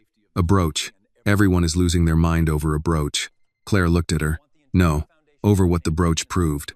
Leonard added quietly, that someone was telling the truth. Victoria's eyes moved to him. You seem very comfortable forgetting who pays your salary. Leonard did not flinch. I remember exactly who signs it. I also remember what a badge used to mean before I worked behind a desk. Edward moved to the intercom. Martha, ask the Foundation finance team to come to the boardroom. Now, and have IT lock document deletion permissions until Claire clears them. Victoria stepped toward him. Edward, stop. He looked at her hand, raised halfway as if she might physically hold back the decision. No, you are making a public wound. It was already a wound. You kept it bandaged with other people's silence. Victoria's composure cracked. You are not here. You do not get to stand there now and act righteous. The words struck him, but they did not move him back. You're right. I was not there. That is my shame. But your shame is that you were. Annie looked down, shaken by the plainness of it. Claire picked up Margaret's letter. Victoria, before this goes to the full board, you should tell us whether any restricted charitable funds were redirected. Victoria's voice sharpened. Restricted is a flexible term. No, Claire said, it is not. Rural hospitals do not operate in fairy tales, Claire. If a grant is written for patient assistance but the clinic has no billing staff, no transportation coordinator, no compliance officer, what happens? Money disappears into chaos. We centralized support. Through Whitmore administrative accounts? Claire asked. Through accountable structures. Leonard's pen moved. Were those structures run by vendors connected to you? Victoria looked at him as if he had slapped her. Edward did not look away. Answer. I know people who know how to manage non-profit operations. That is still not an answer. Victoria's hands curled. Some vendors were recommended by my office. Claire's eyes narrowed. And paid from funds intended for rural patient care. They provided services. What services? Consulting, outreach, strategic alignment, compliance. Annie could not help herself. Did any of that buy blankets? Everyone looked at her. She swallowed, but continued. At Street Agnes, Mr. Grady waited in dirty sheets. Mrs. Whitmore had flowers in the hall, and no one sitting with her at night. I don't know what strategic alignment means, but I know when people need blankets. Victoria's face hardened. This is not your field. No, Annie said. It was my floor. Silence followed. Edward looked at Annie with something like grief and respect together. Claire lowered her eyes for a moment, then typed a note. Victoria's voice turned cold. You are enjoying this. Annie shook her head. No, I hate this. Then stop talking. I tried that last night. You called me a thief anyway. The sentence landed cleanly. Even Victoria had no immediate reply. The office door opened, and Martha, Edward's assistant, stepped in carefully. Mr. Whitmore, the Foundation finance team is gathering in the boardroom. Miss Patel from accounting is asking whether this is about the Archer invoices. Victoria went very still. Claire looked up. Archer? Edward turned to his sister. What are the Archer invoices? Victoria said nothing. Claire was already typing. Archer Strategic Health? Leonard checked his phone. That name came up in the preliminary vendor list I pulled. Registered in Delaware. Mailing address in Wellesley. Edward's eyes stayed on Victoria. Who owns it? Victoria's silence answered before anyone else did. Claire looked at her tablet. Managing partner listed as Graham Vale. Edward's face changed. Graham Vale is on the Foundation Advisory Council. Victoria said. He has experience. He was your fiancé 20 years ago. That is irrelevant. Claire looked at Edward. Not if his firm received restricted funds. Victoria turned to Claire. Be very careful with what you imply. Claire's voice remained level. I am not implying. I am preserving questions for people with subpoena power, if necessary. Annie felt the room tilt again. Subpoena, restricted funds, advisory council. These words belonged to a world above her pay, yet somehow they led back to the same place as every unfair thing she had known. Money meant for people with little had been handled by people with plenty. Edward picked up Margaret's letter and placed it inside the folder. Boardroom. Now. Victoria straightened. You will not parade me through the office. No, you will walk. She stared at him. He opened the door. And Annie is coming. Annie's head lifted. Mr. Whitmore, Edward turned to her. You do not have to speak. You do not have to defend yourself again. But Margaret named you in that letter, and Victoria accused you in this building. If we are correcting the record, you should be in the room when it begins. Annie looked at Claire. Claire said, You may leave at any time, but you have a right to hear what concerns you. Leonard added, I'll be by the door. Annie touched the Phoenix once. All right. They walked down the hall together. Employees looked up from desks and glass offices as they passed. Edward first, Claire beside him, Victoria rigid behind them, Annie and Leonard following. Whispers started and died under Edward's glance. Annie kept her eyes forward. She was painfully aware of her uniform, the cleaning shoes, the small tear at her collar, but the brooch sat above it now, visible and bright. The boardroom held 12 chairs, a long screen, and a view of Boston Harbor. 4 finance employees sat near the far end, nervous in the way people are when they know a file name has become dangerous. Claire took the head of the table before anyone could ask. Edward stood beside her. Victoria remained near the window.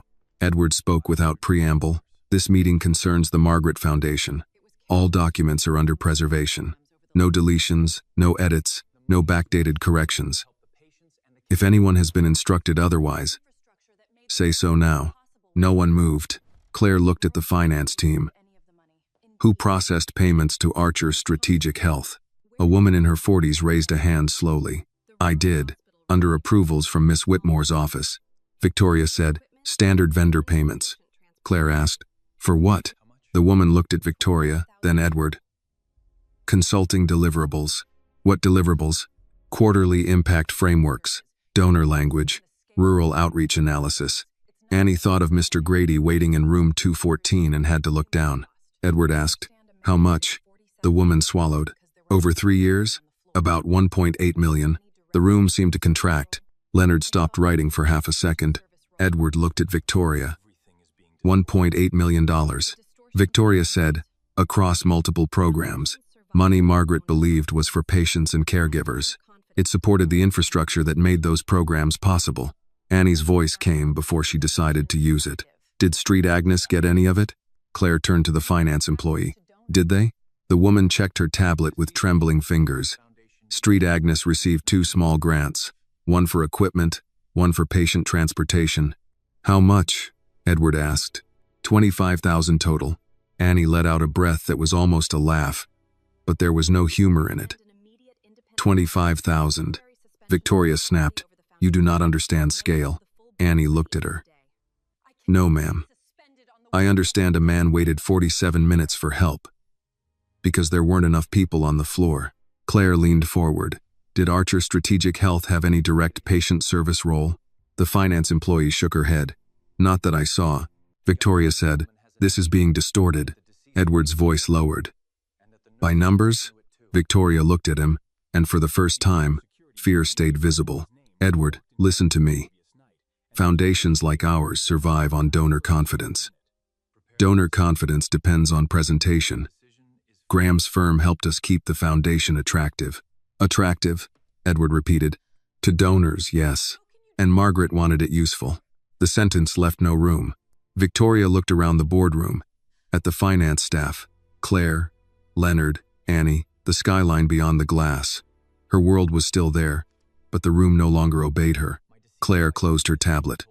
I am recommending an immediate independent audit, temporary suspension of Victoria's authority over the foundation, and notification to the full board by end of day. Victoria's voice shook with anger. You cannot suspend me on the word of a dead woman and a janitor. Edward's face went hard. Say that again. Victoria realized too late. Annie stood very still. Edward stepped closer to his sister. Her name is Annie Carter. Margaret knew that. Ruth Bennett knew that. Leonard knew it when he walked into the room last night. You will not be the last person here to learn it. No one spoke. Edward turned to Claire. Prepare the suspension. Victoria whispered. You would do this to your own sister? Edward looked at the phoenix on Annie's collar, then at Margaret's letter in Claire's hand. No, he said. Margaret did this when she told the truth. I'm only arriving late. Victoria did not leave the boardroom after Edward ordered the suspension. For several seconds, she stood beside the window with Boston Harbor behind her, her face pale and still, as if the room had betrayed her by continuing to exist after she lost control of it. Claire Donovan began giving instructions in a calm voice. Miss Patel, I need copies of all Archer Strategic Health invoices, contracts, and related approval chains. Sent to my secure folder within the hour. No summaries. Originals. Mr. Hayes, please coordinate with IT on access logs. Edward, the full board needs notice before 5. The finance employees moved quickly, relieved to have tasks instead of silence. Victoria looked at them. No one sends anything until I speak with counsel. Claire did not look up from her tablet. You may speak with counsel. The document hold stands. This is my foundation. Edward turned slowly. It was Margaret's name. Victoria's mouth tightened. You barely looked at it for 3 years. That is true. And now you walk in with a letter and a girl from maintenance and decide I am the villain? Annie flinched at girl from maintenance, but this time she did not look down. Leonard, standing near the door, saw the movement and shifted half a step closer. Not enough to make a scene, only enough to remind the room she was not alone. Edward looked tired, but the tiredness had sharpened into something steady. I did not decide that. Your choices did. Victoria laughed, short and bitter. My choices kept donors calm, hospitals funded, your name clean, and Margaret's death dignified. Annie spoke before she could stop herself. Death doesn't get dignity because the paperwork looks nice. The room went quiet. Victoria turned toward her. You really have become comfortable speaking in rooms where you do not belong. Annie's fingers touched the phoenix. Maybe. Or maybe I spent too long cleaning rooms where people like you made messes and called them private. One of the finance employees looked down quickly. Claire's expression did not change, but her eyes warmed. Victoria stepped toward Annie. Be careful. Edward moved between them. No, you be careful. Victoria stopped. Edward's voice stayed low. Last night, you ripped that brooch from her collar. You called her a thief before she finished a sentence. Today, Ruth Bennett confirmed Margaret gave it to her. And you still cannot say her name without trying to reduce her. Victoria's eyes flashed. Because you are letting her stand here as if she is family. Edward looked at Annie, then back to Victoria. Family is not the word I would use. Witness is. The word settled over the room. Annie felt it land in her chest. Witness. Not intruder, not charity case, not problem. Witness. Victoria looked at Claire. Are you allowing this? Claire closed her tablet. Victoria, I am allowing the truth to enter a room that has been overmanaged for years. Spare me the sermon. It is not a sermon. It is risk assessment. And right now, the greatest risk to Margaret's foundation is not Annie Carter. It is your refusal to understand what has already been proven. Victoria drew herself up. Proven? By whom? A retired nurse with a guilty conscience? A dead woman's emotional letter? A cleaning employee with a convenient story? Edward's face hardened. Say janitor one more time like it is an accusation, and this conversation ends with security escorting you out. Leonard looked at Victoria, not threatening, ready. For the first time, Victoria seemed to realize the power in the room had moved. Not all of it, not permanently, but enough. Her voice dropped. You would humiliate me like that? Edward answered quietly. You humiliated Annie in the lobby. You humiliated Margaret in her illness by treating her loneliness like a scheduling inconvenience. You humiliated this foundation by making it attractive to donors while the people it was meant to help waited for scraps. Do not ask me to protect you from the shape of your own behavior. Victoria stared at him, and something behind her eyes wavered. It was not remorse. Not yet. It was the shock of being seen without the language she usually used to cover herself. Miss Patel gathered her papers and stood. Mr. Whitmore, Miss Donovan, I'll send the files. Edward nodded. Thank you. As the finance team left, their exit left the boardroom smaller. Now there were only 5 of them. Edward, Victoria, Claire, Leonard, and Annie. Annie suddenly felt too visible. She stepped back. I should go. Edward turned. You don't have to. I know, but I should. Her voice stayed soft. This part is yours. Victoria gave a small sound. Finally, Annie looked at her. Not because you said so. Victoria's expression tightened. Annie turned to Edward. Mrs. Whitmore wanted you to know. Now you know. What you do with your sister and the foundation, that's not mine to stand inside. Claire nodded. That is a wise boundary. Edward looked at Annie for a long moment. Will you stay in the building until I speak with you again? Annie's mouth moved slightly, almost a smile, but not quite. That sounds like being held. Edward caught himself. You're right. That was poorly said. Would you be willing to wait in Leonard's office? I need to make decisions that affect your employment record and Street Agnes. I do not want anything done without asking you first. Annie considered that. Leonard's office? Leonard nodded. It has bad coffee and a chair that squeaks, but no one will bother you. Annie touched the brooch once. All right. She turned toward the door, then stopped. Her eyes moved to Victoria. I didn't want your family's money, Annie said. I didn't want your name. I didn't even want to come here after last night. But Mrs. Whitmore was good to me when she didn't have to be. You can dislike me if you need to, but don't make her kindness small just because it embarrasses you. Victoria's face changed in a way Annie could not read. For a second, it almost looked like pain. Then the old coldness returned. Annie left with Leonard. The boardroom door closed. Edward stood where he was, listening to the soft click of the latch. He felt emptied and awake at the same time. Claire broke the silence. I will need to interview Annie formally, but not today, unless she agrees. She has been through enough. Edward nodded. Agreed. Victoria turned toward him. You are letting outsiders dictate family matters. Edward laughed once, without humor. Margaret died in a hospital room calling a cleaning girl by name because her own family made loneliness look respectable.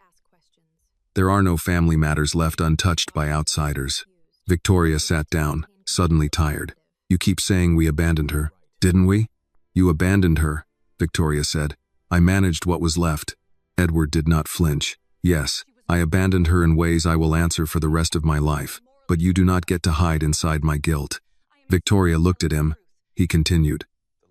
That is what you have done for years.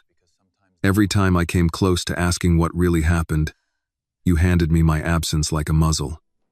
It worked because I was ashamed. It stops working now. Claire watched both of them, silent. Victoria's voice became quieter. You have no idea what it was like. She was angry. She was frightened. She questioned everything. Doctors, nurses, expenses, the foundation, me. She looked at me as if I was already stealing from her grave. Were you? Victoria's eyes filled with fury. I kept that foundation alive. With funds routed to Graham Vale, he knew how to keep donors engaged. He took money meant for patients. He provided services. Edward leaned forward, palms on the table. Did Margaret ask you about Archer? Victoria looked away. Did she? Yes.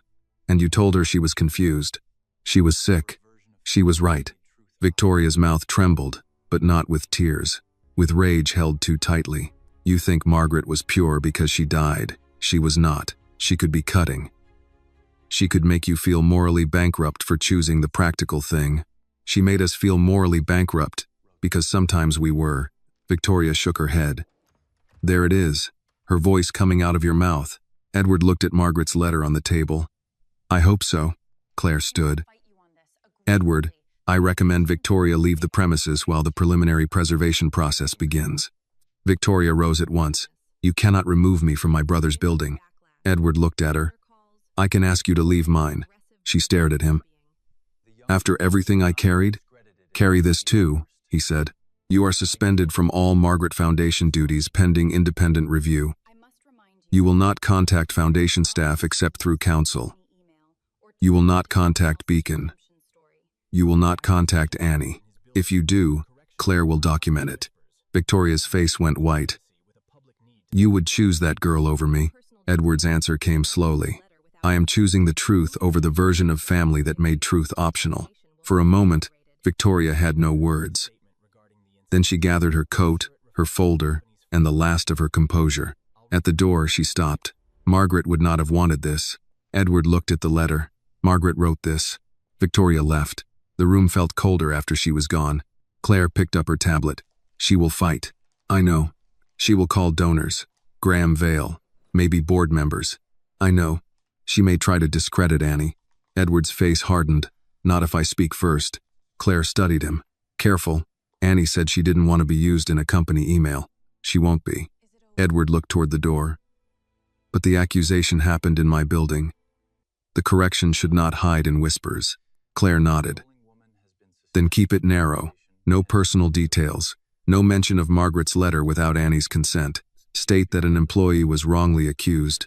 The matter has been reviewed, and retaliation will not be tolerated. Edward took a breath. Draft it. I will.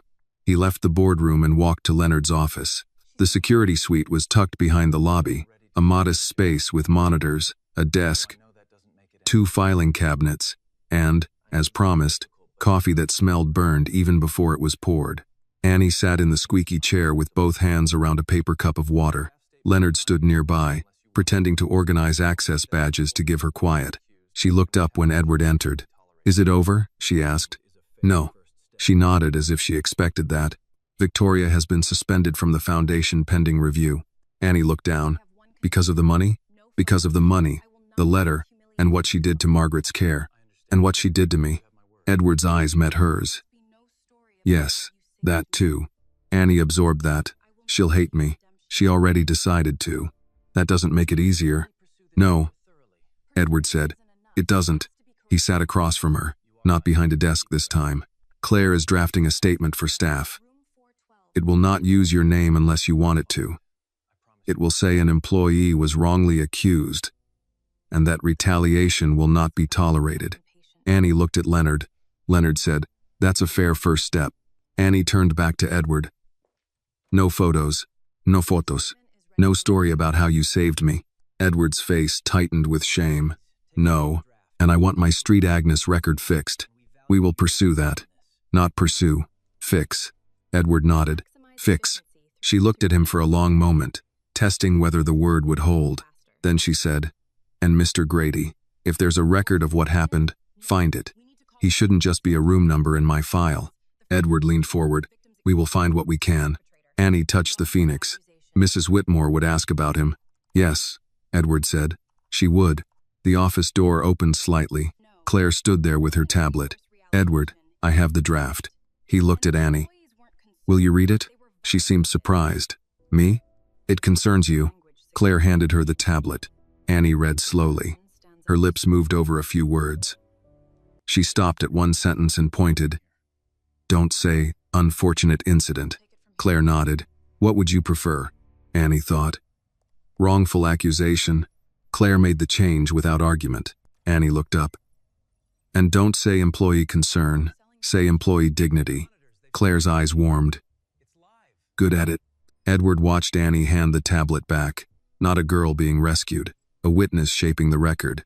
Claire sent the statement. Within minutes, phones across the building began to buzz.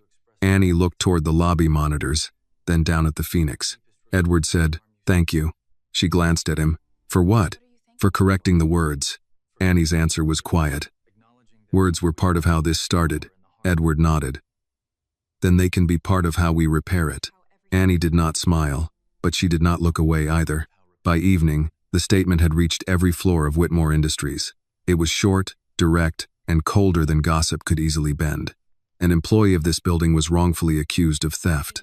The matter has been reviewed. The accusation was unfounded. Retaliation, speculation, or disrespect toward any employee involved will not be tolerated. Whitmore Industries affirms that employee dignity is not conditional on title, department, or uniform. Annie read it twice on Leonard's office monitor. She did not cheer. She did not cry. She only sat back in the squeaky chair and let the word settle. Wrongfully accused. Employee dignity. Not perfect words, but better than silence. Leonard handed her a paper cup of coffee. Still terrible. She took it anyway. Maybe terrible coffee is your way of making people leave faster. Most of my security strategy, honestly. That made her smile, tired but real. Edward stood near the door, phone in hand, watching the building react in small ways. Assistants spoke more quietly. Managers stopped mid-whisper when he passed. Beacon Facility Services sent an apologetic email so fast it looked frightened.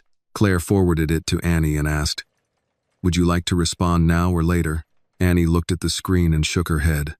Later, if I answer now, I'll say something my aunt would make me apologize for on Sunday. Leonard nodded. Wise aunt, Edward said. You do not have to return to work tonight. I know. Annie touched the phoenix on her collar. But I want to finish my shift. Edward looked surprised. Why? Because I came here to work. Last night they made it something else. She stood and smoothed the front of her uniform, careful around the torn place where Victoria had pulled the brooch free. I'm not leaving like I was chased out. Leonard watched her with open respect. I'll walk you back to your floor. Annie looked at Edward. You don't have to follow me. I wasn't going to. She gave him a look. He corrected himself. I was thinking about it. I know. For the first time, the exchange held no fear. She returned to the 6th floor with Leonard. A few employees looked up when she came through with her cart. One woman from accounting stood and approached her, nervous, holding a file she clearly did not need. Miss Carter, the woman said. I'm sorry for staring earlier. Annie hesitated. Okay. The woman seemed to expect more. Forgiveness, perhaps. Something clean and quick. Annie did not give it. She simply nodded and moved on. Leonard said nothing, but his expression approved. Not every apology needed to be made comfortable for the person giving it. By 7, Edward was back in the boardroom with Claire. The first documents from the Margaret Foundation were already worse than he had hoped and less surprising than he wished. Archer Strategic Health had taken large fees for reports full of language and little evidence of service. Several rural grants had been delayed, reduced, or redirected into administrative pools. There were signatures Edward recognized. Some were Victoria's, some were his own, placed beneath summaries he had not read. Claire did not soften that for him. You signed these. I know. You may not have directed it, but you enabled it. I know. Good. Keep saying that. It will make the next part less theatrical. Edward looked at her. Which part? Restitution, independent audit, public correction, revised grant governance, and Annie's record. He nodded. Do it. Edward. He looked up. Do not turn Annie into proof that you are a better man now. She is not a symbol for your repentance unless she chooses to be part of that story. He looked toward the dark window. She already told me that. Then listen twice. I will. At 9, Victoria's attorney called. At 9:15, 2 board members called. At 9:30, Graham Vale left a message that began with concern and ended with threat. Edward saved everything and forwarded it to Claire. He did not call Victoria back. Near 10, he found Annie in the lobby. She was wiping the same glass doors she had been near the night before. The cleaning cart stood beside her, orderly, yellow bucket, empty now. The lobby lights shone on the marble floor. The phoenix rested on her collar where it belonged. She saw him in the reflection. You keep appearing around glass. I can leave. No. She turned, cloth in hand. I'm almost done. He stood a few feet away. Claire is starting the process with Street Agnes. Ruth Bennett is sending a sworn statement. Leonard is looking for Mr. Grady's records. Annie nodded slowly. Thank you. The foundation will also fund an independent review of rural patient grants. If money was taken from programs, it will be restored. That's good. It is not enough. No, she said, but it's good. Edward looked at the spot near the wall where her cart had bumped the night before. I have replayed last night more times than I can count. Annie folded the cloth. I have too. I should have stopped Victoria. Yes. The answer was immediate. It did not attack. It did not excuse. It simply stood. Edward accepted it. I am sorry. Annie looked at him then. Not as a frightened employee. Not as Margaret's messenger. As herself. I believe you, she said. But I don't know what to do with it yet. You don't have to do anything. That's new. He almost smiled, but the moment was too honest for it. I'm learning. She looked down at the brooch. Mrs. Whitmore said some people apologize because they want the past to get quiet. Edward's throat tightened. And what did she say real apologies do? They make noise for a while. Annie looked back at him. Because they start moving furniture inside a person. Edward nodded. That sounds uncomfortable. It is. Good. Annie gave a small breath that might have become a laugh if both of them were less tired. He said, There is one more thing. Margaret Foundation will be renamed. Claire advised waiting until the audit is further along. But I know this much now. It will no longer exist as a place for donors to admire themselves.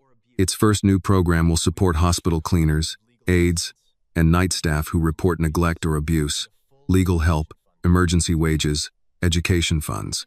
Annie stared at him. Because of me? Because of Margaret? Because of Mr. Grady? Because of Ruth? Because of you? Because it should have existed already. She looked away, overwhelmed in a quiet way. Don't name it after me. I won't. Don't make me speak at a gala. There may never be another gala. That did make her smile. Rich people will survive. Barely. She shook her head. Name it something useful. Ruth suggested the Quiet Kindness Fund. Annie's face softened. That's good. I thought so. A long silence passed. Outside, snow had begun again. Light and slow under the street lamps. A bus pulled to the curb, hissed, and opened its doors. Annie watched it, remembering the ride home after the first accusation, when her collar was empty and her name felt small. Edward followed her gaze. May I have Paul drive you home tonight? She looked at him. He added, or Leonard can walk you to the bus. Or neither. Your choice. That mattered. More than the car. More than the offer. Leonard can walk me, she said. I'm not ready for the black SUV life. Understood. She picked up the mop handle, then paused. Mr. Whitmore? Yes? Your wife wasn't alone all the time. He closed his eyes briefly. I know. No, Annie said. I mean, don't let guilt make you forget the part where she laughed too. She laughed at bad pudding. She laughed when I spilled mop water on my shoes. She laughed when Mrs. Bennett called the hospital coffee a crime against Baptists and Catholics equally. Annie's voice grew gentler. She was sick, but she was still herself. Edward looked at her, and for the first time that day, grief did not arrive alone. It brought gratitude with it. Thank you for telling me that. She wanted you to know. I think she wanted both of us to know different things. Annie touched the phoenix. What did she want me to know? Edward thought of the letter, of Margaret's line. A phoenix belongs to the person who still has to rise. That you were never as small as the world tried to make you feel. Annie looked down quickly, but not before he saw her eyes shine. Leonard appeared near the security desk, coat on, keys in hand. Miss Carter, bus comes in 8 minutes. She nodded. I'm ready. Edward stepped aside as she pushed the cart toward the service closet. She put everything away carefully. Mop rinsed, bottles lined up, cloths dropped in the bin, bucket turned upside down to dry. Work finished properly, even after everything. Especially after everything. When she came back with her bag, Leonard walked with her toward the front doors. Edward stayed in the lobby. At the entrance, Annie stopped and turned. The phoenix caught the light, blue at the center, wings lifted. Good night, Mr. Whitmore. Good night, Miss Carter. She stepped into the cold with Leonard beside her. Edward watched through the glass as they crossed the sidewalk toward the bus stop. Annie stood upright beneath the falling snow, one hand near the brooch but not covering it. For 3 years, Edward had tried to honor Margaret by preserving her memory. That night he understood preservation was not the same as love. Love moved. Love corrected. Love admitted what it had failed to see and then changed the room for whoever came next. Behind him, the lobby was clean.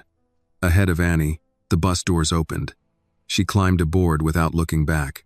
The phoenix went with her. The lesson of this story is that kindness is never small when it reaches someone who feels unseen. Annie had no money, title, or power, but she gave Margaret something many people around her failed to give: presence. Edward's wealth could pay for doctors, flowers, and private rooms, but it could not replace the simple act of staying beside someone in pain. The phoenix brooch reminds us that dignity does not belong only to the rich, and truth should never be judged by a person's uniform, skin color, or place in society. Sometimes justice begins when one person finally stops, listens, and sees the human being standing in front of them. This video is a work of fiction created with the assistance of artificial intelligence. All characters, events, and situations are not real and do not represent any actual people or true stories. The content is intended for storytelling and emotional illustration only.